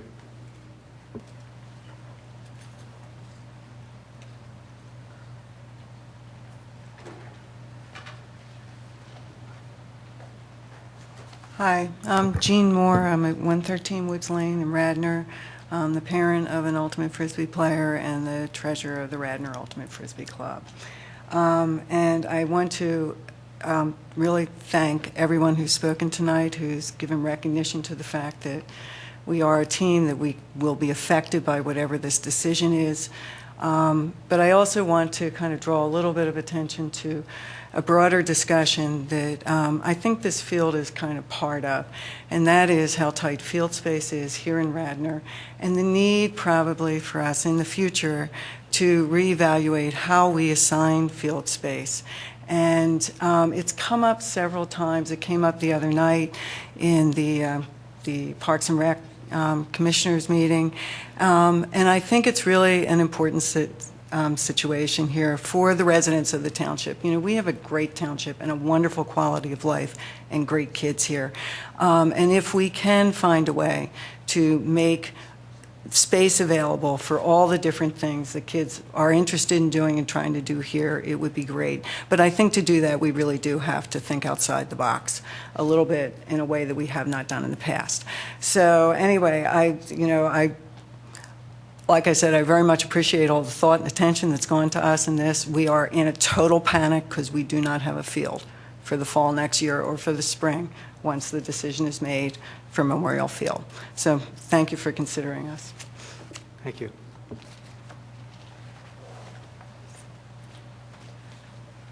I'll just mention quickly Karen Volpert, 506 Glen Mary. I do live in the Glen Mary neighborhood, and I am in favor of the project.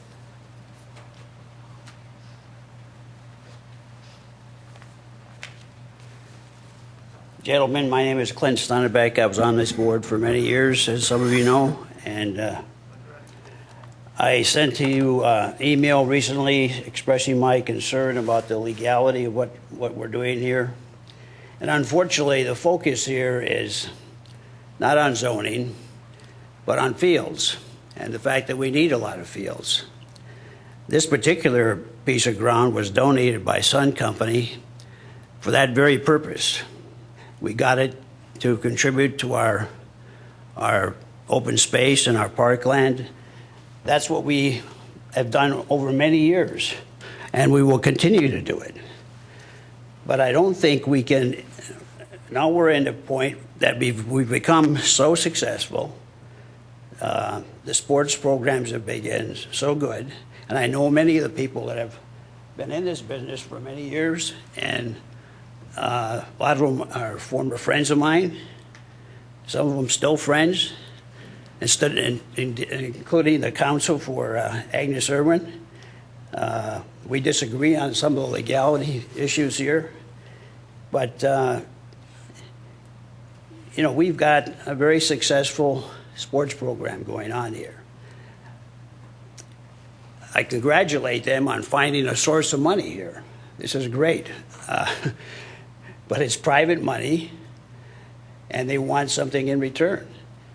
They want to use it for their own school.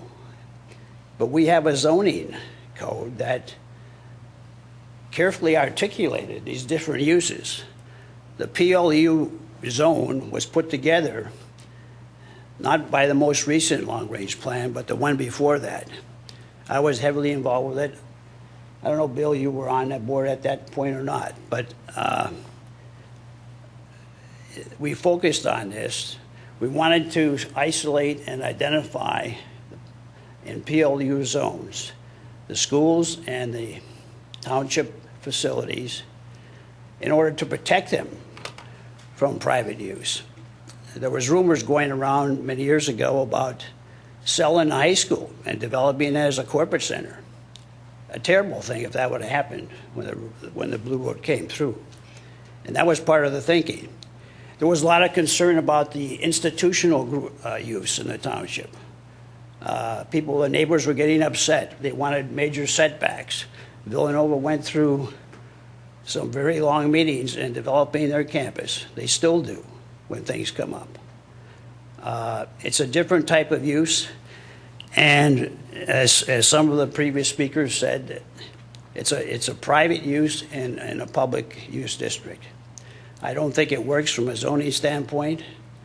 And unless you amend the zoning code to permit this kind of use, I don't think it'll stand up legally. And if you do that, where do you draw the line? You have to articulate, because Agnes Irwin does it. I hear that St. Catherine's been doing it for free for years, I guess. I wasn't aware of that. So it's a tough issue. But the fact of the matter is we need more fields for our public residents. And we heard it tonight. And I would rather see them focus and this board focus, and I'd be happy to contribute in some way if I could. There are a lot of successful corporations out there that may want to contribute to enhancing our fields. Brandywine Realty Trust might even want to do that. Sun Company was a leading contributor to this township when they were resident here. And they continue to be a contributor in places where they own properties. I think we can help the sports program, but we have to find a different way to do it. Thank you for your time. Thank you. Mr. Chairman, if I may? Yes. Just to add a few things. Agnes Irwin approached the township about this issue, about providing an opportunity for us here. Being that they are a resident within the township, I believe it's wrong that they have become the villain in this. I mean, they have put a proposal for the township to consider for us. And they've become the villain in this, that they're the bad person. I think they brought a proposal here to the township to consider about how do we improve a facility that the township has that is in need of repair without constantly going back to the well and asking the taxpayers to subsidize this through increased taxes. You hear a lot of this throughout the country now, public-private partnerships, that this is something that we should be looking at here. And I think this gives us an opportunity to be able to do that. I think there's some good points that have been raised this evening. But also I think when you look at this here as an opportunity for the township, to not have to use its dollars and be creative with trying to come up with a way to improve an athletic field. Again, I think this is something that we need to look at. One of the comments I think that I just heard about not knowing this, and it was interesting because over the weekend I had someone, bring up the same issue. And I know research back that, and I'm sure everybody has read over the years the monthly report by the Parks and Rec Director, because it goes back in 1999, the Parks Department, in their report of the Director, Radnor Parks and Recreation Department is currently working with Radnor School District, St. Catherine of Siena, Sacred Heart, Radnor Lane Little League, Youth Lacrosse, and the Radnor Soccer Club for the upcoming outdoor seasons regarding facilities and fields. Special thanks to Valley Forge Military Academy for their ongoing cooperation. In March of 2000, talks about the department working with Academy of Notre Dame, St. Catherine of Siena, Sacred Heart, Hilltop Preparatory School, Radnor Wayne Little League, Radnor Youth Lacrosse, the Radnor Soccer Club, the Legion Baseball Program, Adult Softball League. We go back to March of 2003 that talks about the same items there. Agnes Irwin is included with this as well. That's March of 2003. And even March of 2010 was the same discussion of the report. So, for those that say they weren't aware of that, I think the Parks Director at that time actually did provide written reports about the conversation and the dialogue in regards to those things taking place. Again, I just want to make a comment. Agnes Irwin approached the township here about doing something in a public-private partnership way, which again, the idea here and what we've been looking at here is how do we continue to reduce the expenses of the township and do things creatively, given the economic times that have taken place, which are unique, have now allowed us to look at unique opportunities to be creative and innovative. The issues about lighting and those types of things, those are legitimate concerns from residents of how that impacts because it wasn't there. When I hear the concerns, and I really appreciate the historical aspect because it's helping me. But from the idea of, these were buffers and that is how did it ever get to the point of athletic fields being put in place there? Where it should have been kept probably open space and buffers. And I think as part of this tri-party agreement has brought a lot of good points for me to be able to read And again, as I mentioned before, a tri-party agreement means equally divided amongst the three parties share in this relationship and partnership. And I've only been able to see two parts of the partnerships. And I think instead of going back to Brandywine, and it wasn't Brandywine at the time, so I'm not directing this at Brandywine there, but I think Rubenstein was the one that I think that agreement was, I believe, reached with, is to maybe look at that a little bit more and see what came out of that. So I think there's a lot of good questions and a lot of good issues that have been brought up here. But again, I've heard attacks upon other folks that have utilized township fields. We talk about 501c3s, which I believe Agnes Irwin is a 501c3. If we have the standard of them utilizing this, you have the Radnor Wayne Little League and the youth sports. I believe those are 501c3s. Mainline School Night, I believe, is a 501c3. I believe the Radnor Library is a 501c3. So again, I think if we try to balance, equality of how we treat all those, I think we have to be fair across the board and treat everyone equally upon that. So I think a lot of this dialogue has brought a lot of questions to the surface here as we look at long-term for the township. So I really thank everyone for really their comments that they've come up with and have given us many different perspectives to look at with this. So thank you, Mr. Chairman, for that, allowing me that time. Thank you, Mr. Zinkowski. At this point, I'm going to close public comment unless there's anyone here that needs to get up. We're going to be having this on an agenda in the future for consideration, I would imagine. So at this point, I think I'll leave it to the board if they want to make any closing comments, but I'd like to wrap this up so we can all get home at a decent Mr. Chairman, time can I just make one comment? In terms of moving forward with this, and I say this because I know the amount of time that everybody sitting on this side of the room has put into this, and not just the reports that have been produced, and everybody on that side of the room, the professionals have put into this. And you have 6 of you that ultimately are going to have to make a decision on this. If there's not sufficient support going forward with this, are we spinning our wheels over here on this? I think what we have to do is get an appraisal of the property, unless somebody comes up with a better way. So if you think there's a better way, then tell me. But we got to get an appraisal of the property and then somehow come up with a rent payment from that appraisal.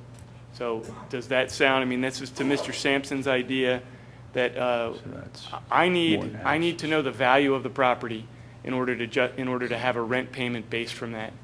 And if the way that I proposed was invalid and there's a better way, then by all means, but that would seem to be the best way. Let me just say this. The $25,000 that's in the lease was put in there by the staff. The Agnes Irwin response to that is that they're not willing to pay it. They're willing to pay $23,000 for the township to continue to maintain the field. So that's all they're willing to do. So in order to do that exercise... So that's a net $2,000 gain. Something like that, Kevin. But in order to do... I can do the math, but the original proposal was that they were going to take over the maintenance. Right. So basically, it's a change of $2,000. Mr. Cornelia is still here. That's not entirely accurate. I sent a letter to the township saying that we would like to discuss alternatives and perhaps some manners to discuss the lease payment. All right, so it's not entirely accurate that I said that we threw out some alternatives, perhaps to the lease payment. I know Park and Rec mentioned, remember Agnes Irwin gives the township free use of their gym, perhaps calculating and that. remember that Agnes Irwin did not about- disclose the fact that they give free use of Tunnel. A public citizen did that. Yeah. Well, Kevin. Well, let's not get into... The use of the gym is much more valuable than use. Agnes Irwin has used Tunnel Field 5 times this year. Let's have a fair and open dialogue, Nick. I absolutely agree. And I found that a bit problematic. Let's not get into all that. Disclosed. I really like to... This decision should be made in a vacuum of some sort, in the sense that there are different issues. We need to address those as well. That's a whole different question. But what we don't really have right now is, the public maybe has a sense the board is somewhat split. It's not going to be a 6-0 vote in favor of this. Clearly not that. The question is, are there enough votes on the board to even take it forward? And I'll just tell you personally for myself, I'm still on the fence. I haven't made my decision up. I started out the conversation 6 months ago when we voted to ask John Rice to move ahead with drafting a lease. I think like a businessman, because I'm a businessman. When I think of a lease, there's financial consideration in that lease. Okay, there may be other consideration in that lease, but there's always financial consideration. And when I imagined this lease, I thought of the time value of money, of what it costs us to improve that property, the millions of dollars that we've invested in that property, and the fact that some school gets the financial benefit of getting use of this property. So what's in it for them? What's in it for us? And you know, at the end of the day, if we have a robust financial analysis that shows me that $25,000 is the right number, that would be great. But I haven't seen any financial analysis yet of the time value of the money, the cost of carrying that debt, because I think we put $2.3 million into it. Let's assume it's all long-term debt. And what is the cost of carrying that debt? Okay, and why are we paying that if someone else is going to use it? So, but I don't want to get into all the details, but the point is, for me personally, I just want everyone to know I haven't made up my mind yet. And I think that's the right thing to do because we haven't heard all the facts yet. Now, the rest of the board, some of the board members may have made up their mind. I can't speak for them. But as of right now, I would say my personal opinion is the board appears to be split. So it could go either way. So I don't know if I'm right about that. I don't even actually know the position of every commissioner, but I sense from the conversations we've had. Mr. Chairman, if I may, Yes. we have spent hundreds of hours of staff time, and for months spending this, we are still, in my opinion, at the same point. So I think tonight what we would like the board to do is decide, should we move on or should we just end this, let Agnes Irwin go on their way, and then we come up with So I alternative think you should- options very good. of how we can go ahead and I fund the think improvements you that should need to move be on with done. an estimate of the value of the property that we can use as a basis for rent. And then I'm quite confident that we can come to agreement on the hours. And then I know that that's what I need to make a determination as to whether $1 is sufficient rent, 25,000 is sufficient rent, or something more is sufficient. So I think you're incredibly naive about coming to an agreement on the hours. Agnes Irwin has first position, they're there. They have provisions in the lease that says they won't vacate the field if they've started a game. They have provisions in the lease that says they won't start within a half an hour, but a game, soccer, lacrosse, takes about an hour. You have transition time, and then you have Brandywine sitting out there saying, I don't want more traffic in my neighborhood, in my complex, in the peak hours of the day. I think this is incredibly naive from an implementation point of view. And I also agree with all my neighbors and friends about the lights. I see the lights at the high school in my backyard. The lights on that field will impose on people on Harford, they'll impose on people on Belrose, they'll impose on people on Glenmary. I think it's a noble effort, but you haven't convinced me that this is the right thing to do, and you have to convince me of that because I think it's an extraordinary precedent and a big risk to go in that direction. But I really do. Bob, John, I think you worked very hard. John, I want to compliment you, the staff, Bob, the staff, for the improvements in the lease. You just haven't gotten me across the finish line yet. And I suspect we won't, correct? I think it's unlikely, but I don't ever make absolutes until I have to. But Kevin, understand what you're asking the staff to do is, I have a number in my head, I have a solution. I can tell you my position. But you have to guess what it is, and we can spend another $100,000 of rent a year is my opinion. Mr. Chairman, then I think if that's the case, I think we're done, and we move on, because when I look at this, this is a small, and this is not to denigrate this at all, we have bigger issues in front of us as a township than dealing with an athletic field of such small in nature. We have spent hundreds and hundreds of hours on something that, in my opinion, is a real easy one to decide on. But the issue is we need to move on. We need to let Agnes Irwin move their direction. We need to move on our way because we need to start addressing other issues in the township. So if the intention is that we're just going to run in circles and grab a lot of information at the end of the day is not changing anyone's mind, is let's just end it and go move forward onto the next one. How hard would it be to get the property appraised, and would Agnes Irwin be willing to pay for an appraisal of the property? There's an expense to that, but also, Very too, good. I That was think... the nature of the question. That's why I asked. But I think the question is, even a bigger question is, we're going to hold this standard of entities, private entities, utilizing township facilities, and we're going to demand certain dollars or certain conditions. Bob, Yet I'm we going are to interject here. imbalanced Bob, in you've the used an same thing. analysis that is completely inappropriate.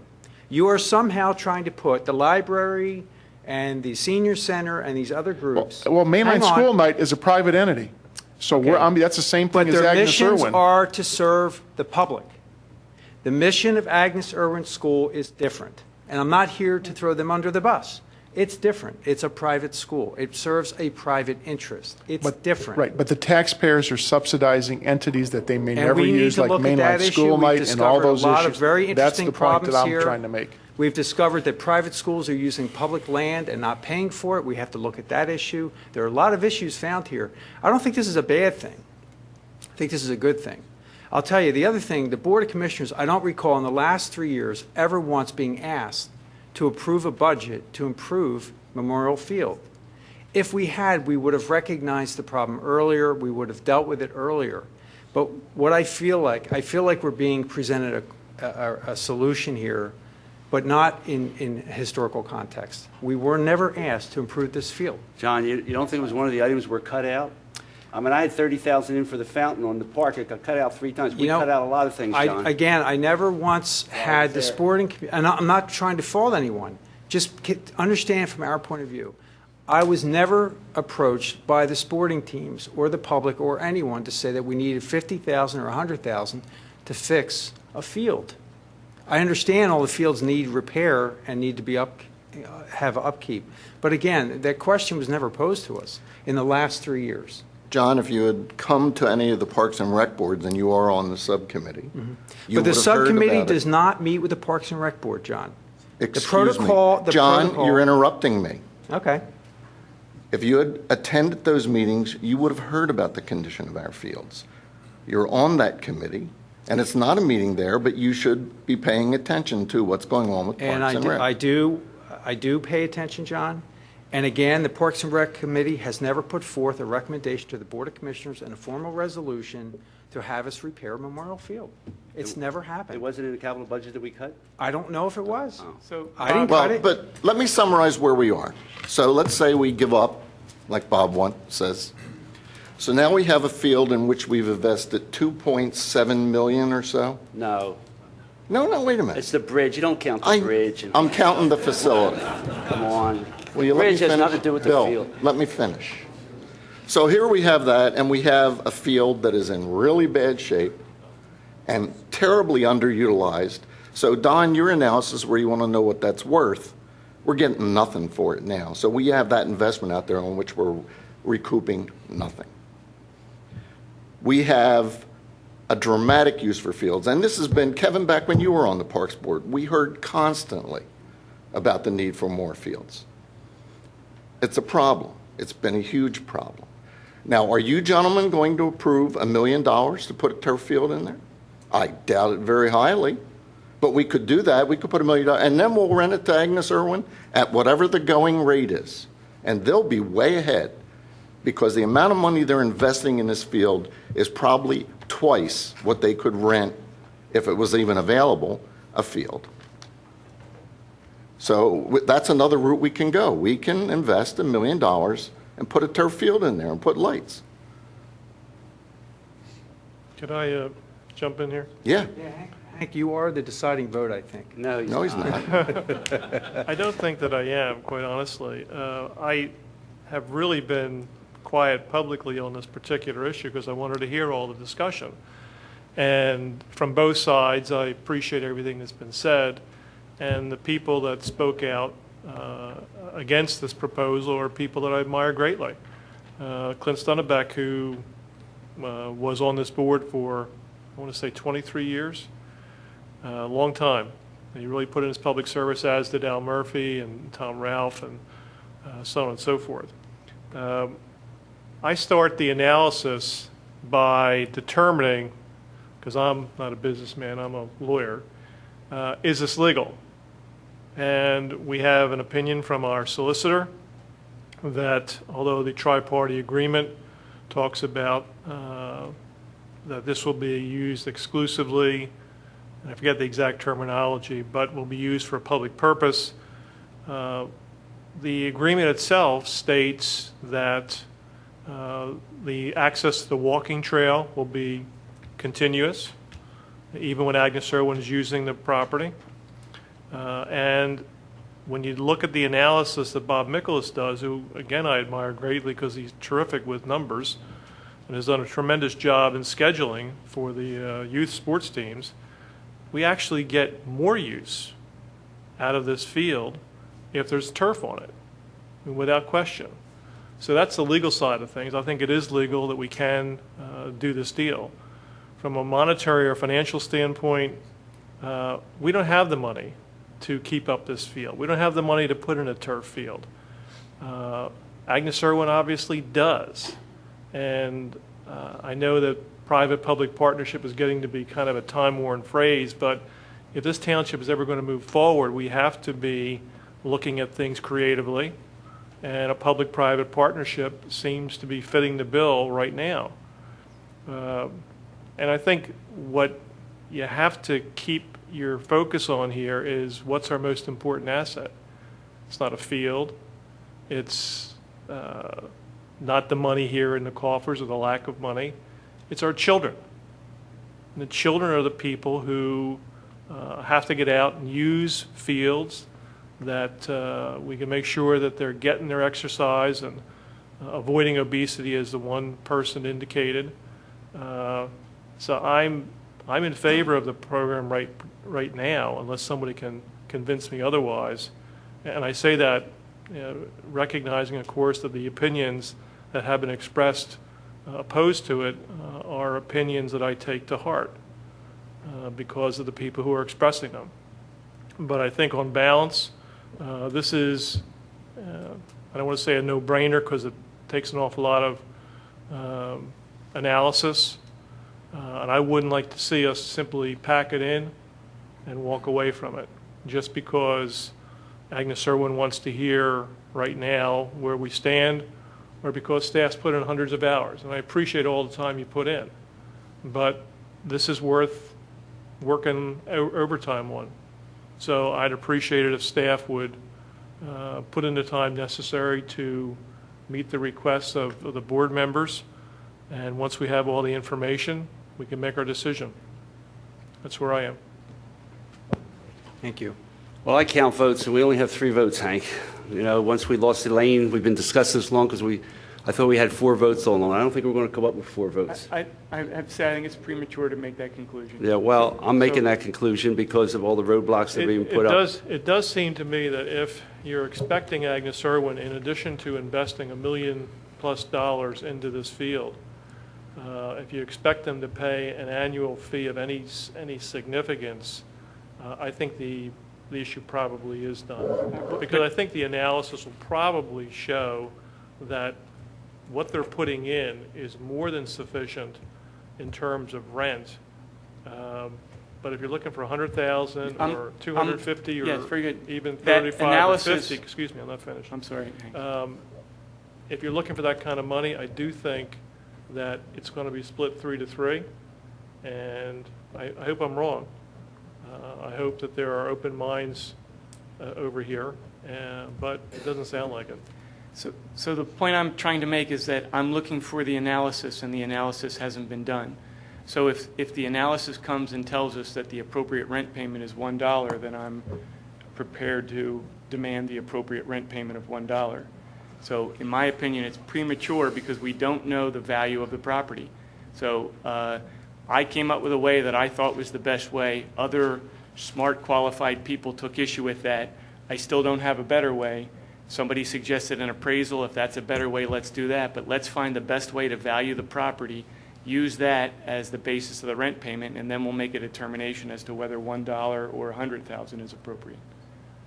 I mean, is the purpose of the appraisal to put the fair market? I mean, usually it gives you the fair market value. So you have a piece of ground that is restricted to park uses, which is something that's not marketable. It can't be purchased, and you can't.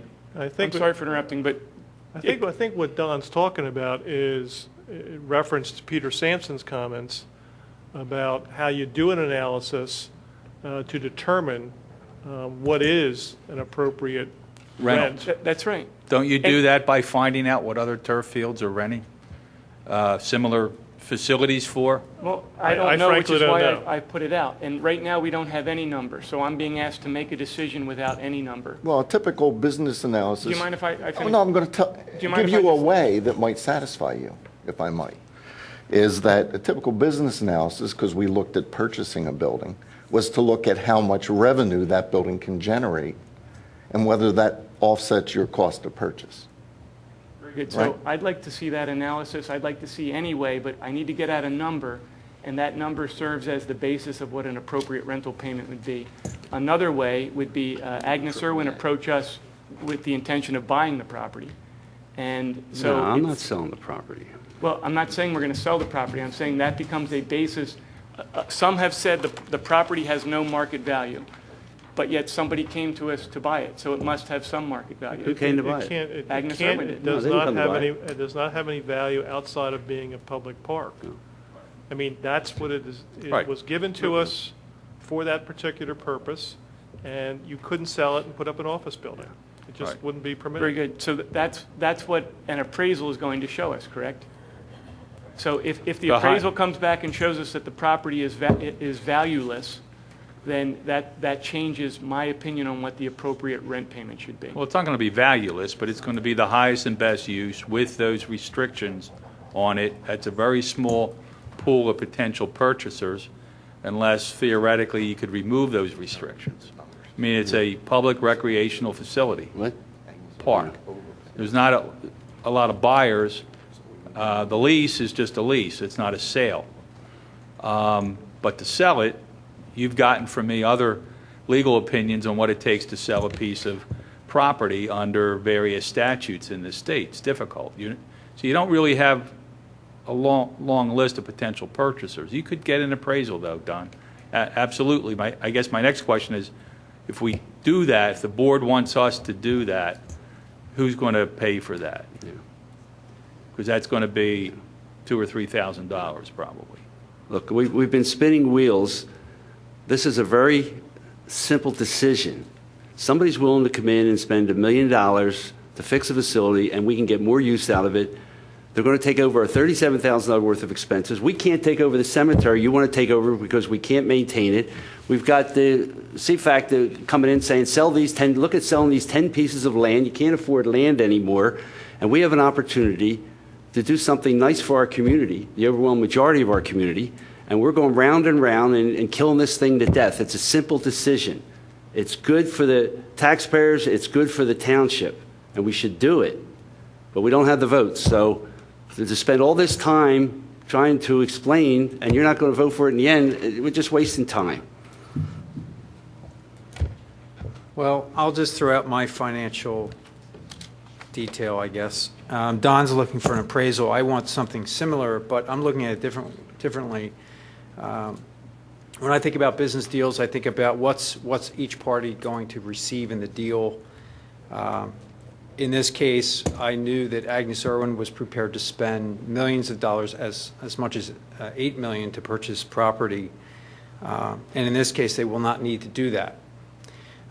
The interest on that would be in the hundreds of thousands of dollars per year. We know that we invested about $2.3 million into this parcel. We're now carrying that debt at about $80,000 a year in interest, and that'll continue for the next 20 or so years. Whether we actually borrowed the money for that particular improvement or not, that is a fact. We borrowed money. We had a capital fund. We used capital fund money to do this kind of thing. What would make me happy or convince me that this is a good deal for the residents, not just the sports programs, not just the parents with children, and not just those who enjoy those benefits, I would like to see the financial analysis that shows that, look, here's the opportunity that they're getting, here's the opportunity that we're getting. The net is something, and I really don't think it's less than $25,000.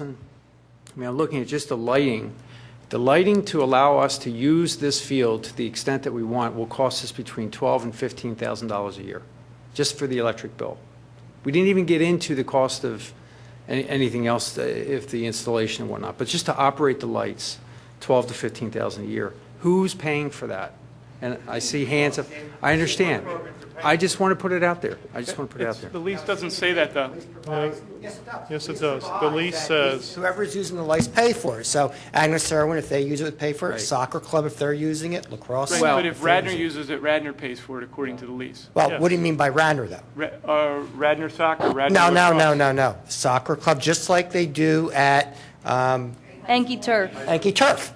At Enki Turf, Tammy sends a bill out to all the organizations, soccer club, lacrosse, whoever, for the bill for lights. And that's the same way this would work, and it's in the lease. I pay for the lights of the softball. So, we use the softball Just to field. finish my Pay point for the of lights. view, I initially started with a number around $175,000 a year of what the interest only would be on this transaction. And then I start deducting out all the benefits and what we would pay for rentals if we rented from Barack Academy at $50 per hour for some number of hours. What would we save by getting the use of this field? And I come down south of 100, south of somewhere in the 75,000 range a year, 75 to 80. That's my number. If someone does an analysis that shows me something different, I'd be willing to look at it. I haven't made up my mind. The point is, I'm trying to do my diligence here. The kids are very important to me, but so is the look in 10 years from now when people look back and say, wow, what were they thinking? Or wow, what a great idea that was. And, you know, Commissioner Fisher cared about all the taxpayers, not just the people that are in the sporting community. He cared about everyone, and he fought for the best deal. Okay? I'm fighting for the best deal. When we started this process, I thought it was going to have $100,000 of rent in it. I just assumed. Well, it came back with no rent, and I was kind of shocked by that. That number's at 25. I would imagine, you know, if there's cash consideration in the deal, I might be willing to go along with it. But I have to see that that in fact it is a benefit to all taxpayers, not just the sporting community. And look, we can deduct out the cost of maintenance of what we would be paying for maintenance. That's great, but we're still up there. So that's where I'm at. You know, if a discussion can ensue that involves some cash consideration north of 25,000, I'm going to be more interested. But if it's south of 25,000, I'll most likely not be supportive. That's my only comment. John, if I may. You threw out some numbers actually there. I believe right now soccer club or someone's renting Barack at $50 an hour. If you apply that to a school, when you're talking about market value, basically we're talking 3 hours a day. A school would be renting it. That would be basically the rental value of this field. If it was turf, I'm saying if it was turf, you're talking maybe 3 hours at $50 an hour. That's $150 a day, $750 a week. And we're talking 24 weeks, as you heard testimony here, basically 6 months of rental time. That works out to about $20,000 a year in rental that the township would earn if this field was turf. Agnes Irwin is making an investment of initially $1 million. After 10 years, another $320,000 because of replacing the turf. So you're talking about $85,000, $90,000 a year without discounting for present value of money that Agnes Irwin is already paying for this field. So actually, it'd be cheaper for them to rent it if it was a turf field, but someone has to turf it, and obviously we know the township can't afford to turf it. So Don, that's kind of like the numbers that we're talking about. And I think that's how you would have to approach this. It's not really the value of the property because the property's just not going to be, you can't sell it. I'm willing to approach it that way, but using your framework, then we have to separate, we have to take the money that we invested in it and separate the attributes that are being used by Agnes Irwin, somehow apply some discount to them because we're taking a qualitative process and trying to make it quantifiable, and then balance one against the other. So it's premature for me to conclude that this deal cannot happen. That's my honest opinion. I'm not just saying that.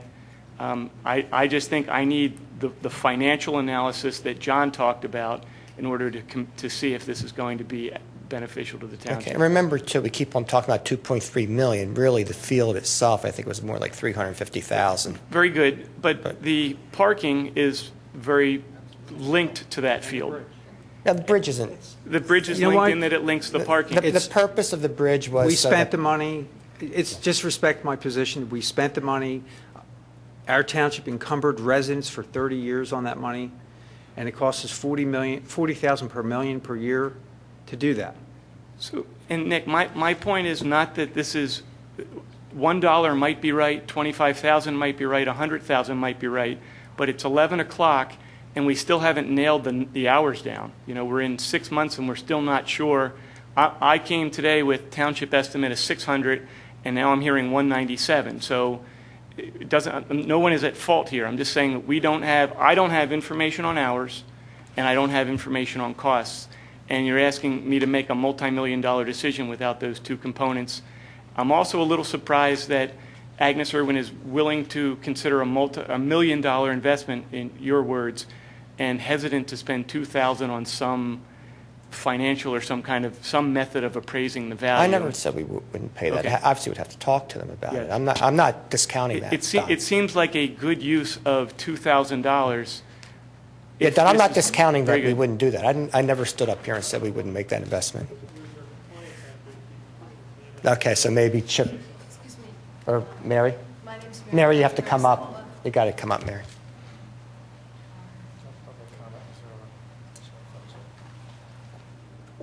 Good evening. My name is Dr. Mary Seppel, and I'm head of school at the Agnes Irwin School. There is no question that we will provide for the appraisal, if that's the next step that we have to take. I do want to be clear about what this represents to us, however. We have done the calculations.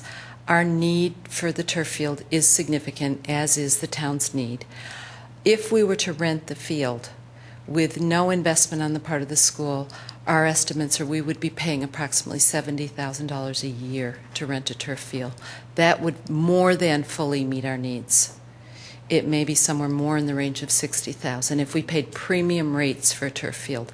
So this encounter represents a very, very significant investment for our school. We will go ahead, and if we're talking a couple $1,000s to have this property appraised in its current condition, obviously not assuming the improvements that we would make to the property, and see where we end up. We do have an interest in time in moving this forward.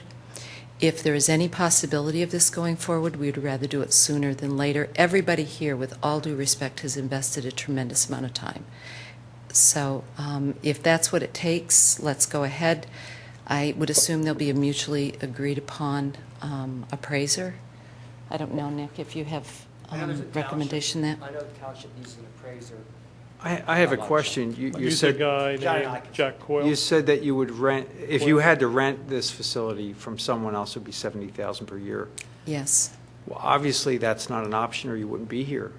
Exactly. Yeah. Exactly. We would be moving around. We have rented turf fields this year. But I think when you compare that, and I hear the kinds of numbers you're talking about, it's just not financially feasible for the school to invest somewhere, probably by the time we get this turf, we're about $1.3 million. And then we're talking about $160,000 a year to carry this project as we amortize this out. And then if we talk about a lease payment to the extent that you're talking, it's simply not doable from the school perspective, and you're going to have to, I that's have what a we hard to time consider. reconciling that statement, and I'm not being critical of you or the school in any way. But the school was published to have been looking at property in a neighboring township and willing to spend upwards of $8 million. It wasn't comparable in any way. It doesn't matter if it's comparable. But John, one, it wasn't $8 million, and secondly, that would have included 3 rectangular fields, a full-size track, 2 softball fields, 6 tennis courts. It was 100 acres. I understand that. But the point was, I'm hearing that there's no money to do it yet. There was money, the potential was there. I think as much as you talk about the fiscal responsibility to your taxpayers, many of whom are parents of children at the Agnes Irwin School paying taxes in Radnor Township, we also have a fiscal responsibility to our constituents, and that would be fiscally irresponsible to continue this at the kind of price tag that we're talking about, realistically. So I really thank you for your time. Everybody's put a tremendous amount into this, and we will proceed in knowing that we'll incur the cost of the appraisal, and then hopefully we can come to a swift conclusion. Thank you. And just,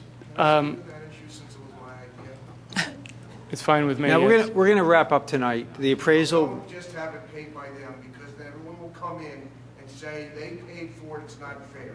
We're going to hire them. the township will hire the appraisal firm. We will select the appraisal. We will clear the cost with the person that's going to pay the cost before that person gets engaged. And that But- appraisal will be a comp appraisal as well as any other method. And, I mean, that's part of I think that there has to be some sophisticated people has to sort of define the appraisal. Let us talk about Very what that Yeah, appraisal is I'm going to look not like. that person. What An the income parameters value are. as well as a. But at the fair end of the market day, value. though, it's very clear they're not going to pay rent, so I think the decision's already been made. The So point, though, I think Bob, we're the one done. exception I take with that is that if the appraisal indicates that a no rent is the appropriate value, then there is the possibility of proceeding. That makes absolutely no sense. No, I don't think any You're appraisal giving will be somebody zero. use of something, there will be. Yes. The appraisal will Very say good. rent is due. If that's the case, but see, what others are telling me is that the property has no value. And if the property has no value, then perhaps $1 makes sense. It has no sale value. It may have rental value. I mean, It has a comp value because of its size. Now, granted, if you start to layer in all these another way to look at this is what was the donative value of it when Sun gave it to the township? What was the value at the time? And adjusted for inflation. Very large. It's very large. And if we put these restrictions on with value by saying it's public land, therefore it can't be sold, so therefore it has no value. But it has a lot of value. In fact, it's not tangible. It's not tangible because it's worth.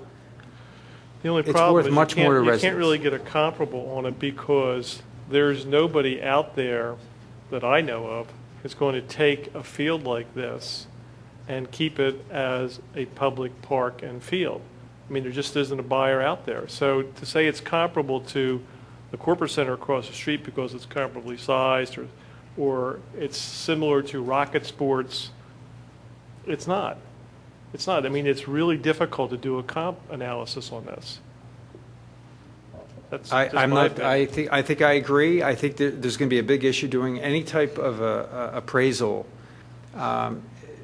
This is a very unique situation. I'm going to rely on what I've said already for me, that whenever you make a deal, you got to make sure that both parties are benefiting from the deal. And I have to make sure that I look after all my constituents, not just the sporting community. So I'm going to remain with my number. Again, I'm willing to credit back what we're getting in the deal, but that number's still north of 25,000. I'm not going to say it's 175,000. I think with all the credits in, it's much lower, much, much lower. But John, are you saying that you're not giving them credit for the improvements? No, I'm definitely giving them credits for our use of the improvements. Okay. Our use of the improvements. Yeah, that's straightforward. Yeah, because in the end, I mean, without the hours, how do I figure out what is our use of the improvements? I mean, I hear that there's so many thousand hours in the year, but is that really usable time or not usable time? I feel like we're doing a lot of due diligence here, and I'm glad we're doing it, and I feel bad if it doesn't go through, but I do really want to hear all the details. And you know what? The old days, we used to just make snap decisions, and now we're still trying to figure out why we own things. So please understand why this board is trying to change a paradigm and make a tough decision at the same time. You have to remember that we gave $250,000 to the one field and $250,000 to the other field for the benefit of the community. The taxpayers' money. I voted against, I think, both of those. Yeah, At this point, I'm going to wrap up the discussion, unless any further board comment.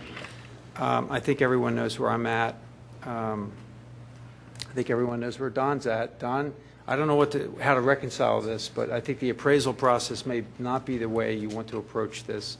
You may want to consider some other way to value the deal. Very good. Mr. Chairman? Yes. If we can, we'd like direction from the board tonight of how to proceed, one way or the other, because I think we need to know because apparently from what I'm hearing, we're not going to get there. So I think we just need to move on to a different direction and let Agnes Irwin All right, well, go my on, direction and is then we wait need 2 to go a weeks different and, way. we'll decide at the next meeting. We can put it to a vote in 2 weeks. Here's what I think you should do. I think you should call the appraiser that the township uses on a regular basis, John J. Coyle of Coyle and Company. We've used him multiple times before. He's very well respected. Lay out what needs to be done and tell him that we're looking to determine what is the value of the property for whatever the analysis was that Mr. Sampson was talking about. And it should be, we can look at the tape.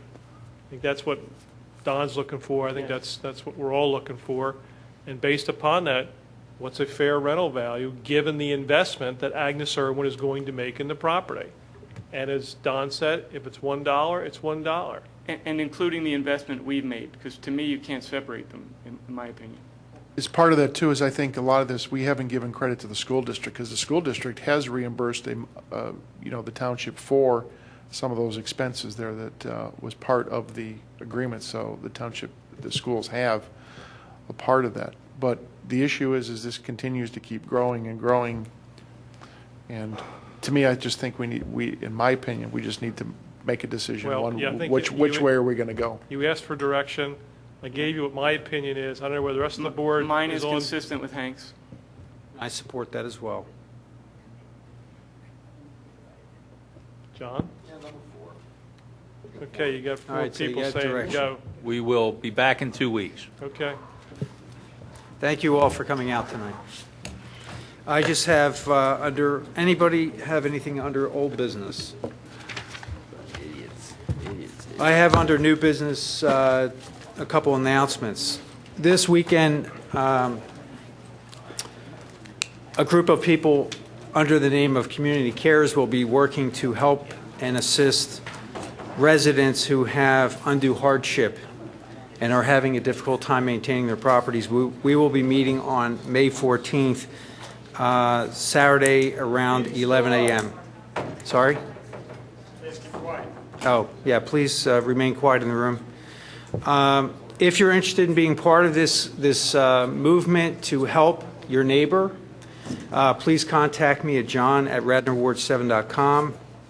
We have about 20 volunteers that have expressed interest in the 7th and 4th wards to address one issue in particular, and if you want to be involved in that, please email me. Elaine Schaefer has asked me to make an announcement. The 4th Ward Town Hall meeting will be Tuesday, May 10th from 7:15 to 8:30 p.m. at the Rosemont Presbyterian Village Auditorium at 404 Cheswick Place. That's off of Strathmore Road in Rosemont.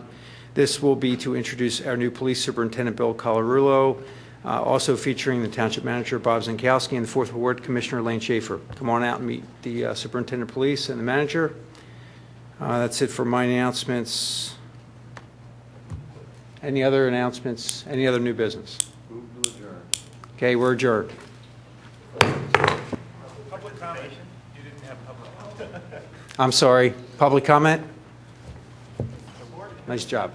I know. I apologize. That's okay. Martin, We're not Hellman, 205 Audubon. Phillies win 6-4. Yay. I think you're actually ending early tonight. I'm going to be very brief. I think given the divisiveness of the board relative to the Agnes Irwin, I applaud Commissioner Schaefer for recusing herself, but for $600, if that's actually the number, and I don't know what the margins are in her husband's business, but let's assume they're 10 or 20%, we're talking about $120 benefit to the family. The conflict of interest policy I don't have with me, but I thought it had provisions for the board voting on whether or not this is really a conflict. I'm not sure the PA Ethics Commission is going to resolve it. Anyway, my point is I'd find a way to get her back here so that she can vote. The members of her ward deserve to have representation on this issue. I also mentioned that, and I forgot to mention in my earlier comments, that although I wasn't selected for the Finance Committee, I am still interested in serving the taxpayers where it's in their interest and where it's appropriate for my own interest. And in that regard, I've submitted my application to the Ethics Committee. So some of you may know that, some of you may not. Thank you, Mr. Nagel, for nodding your head.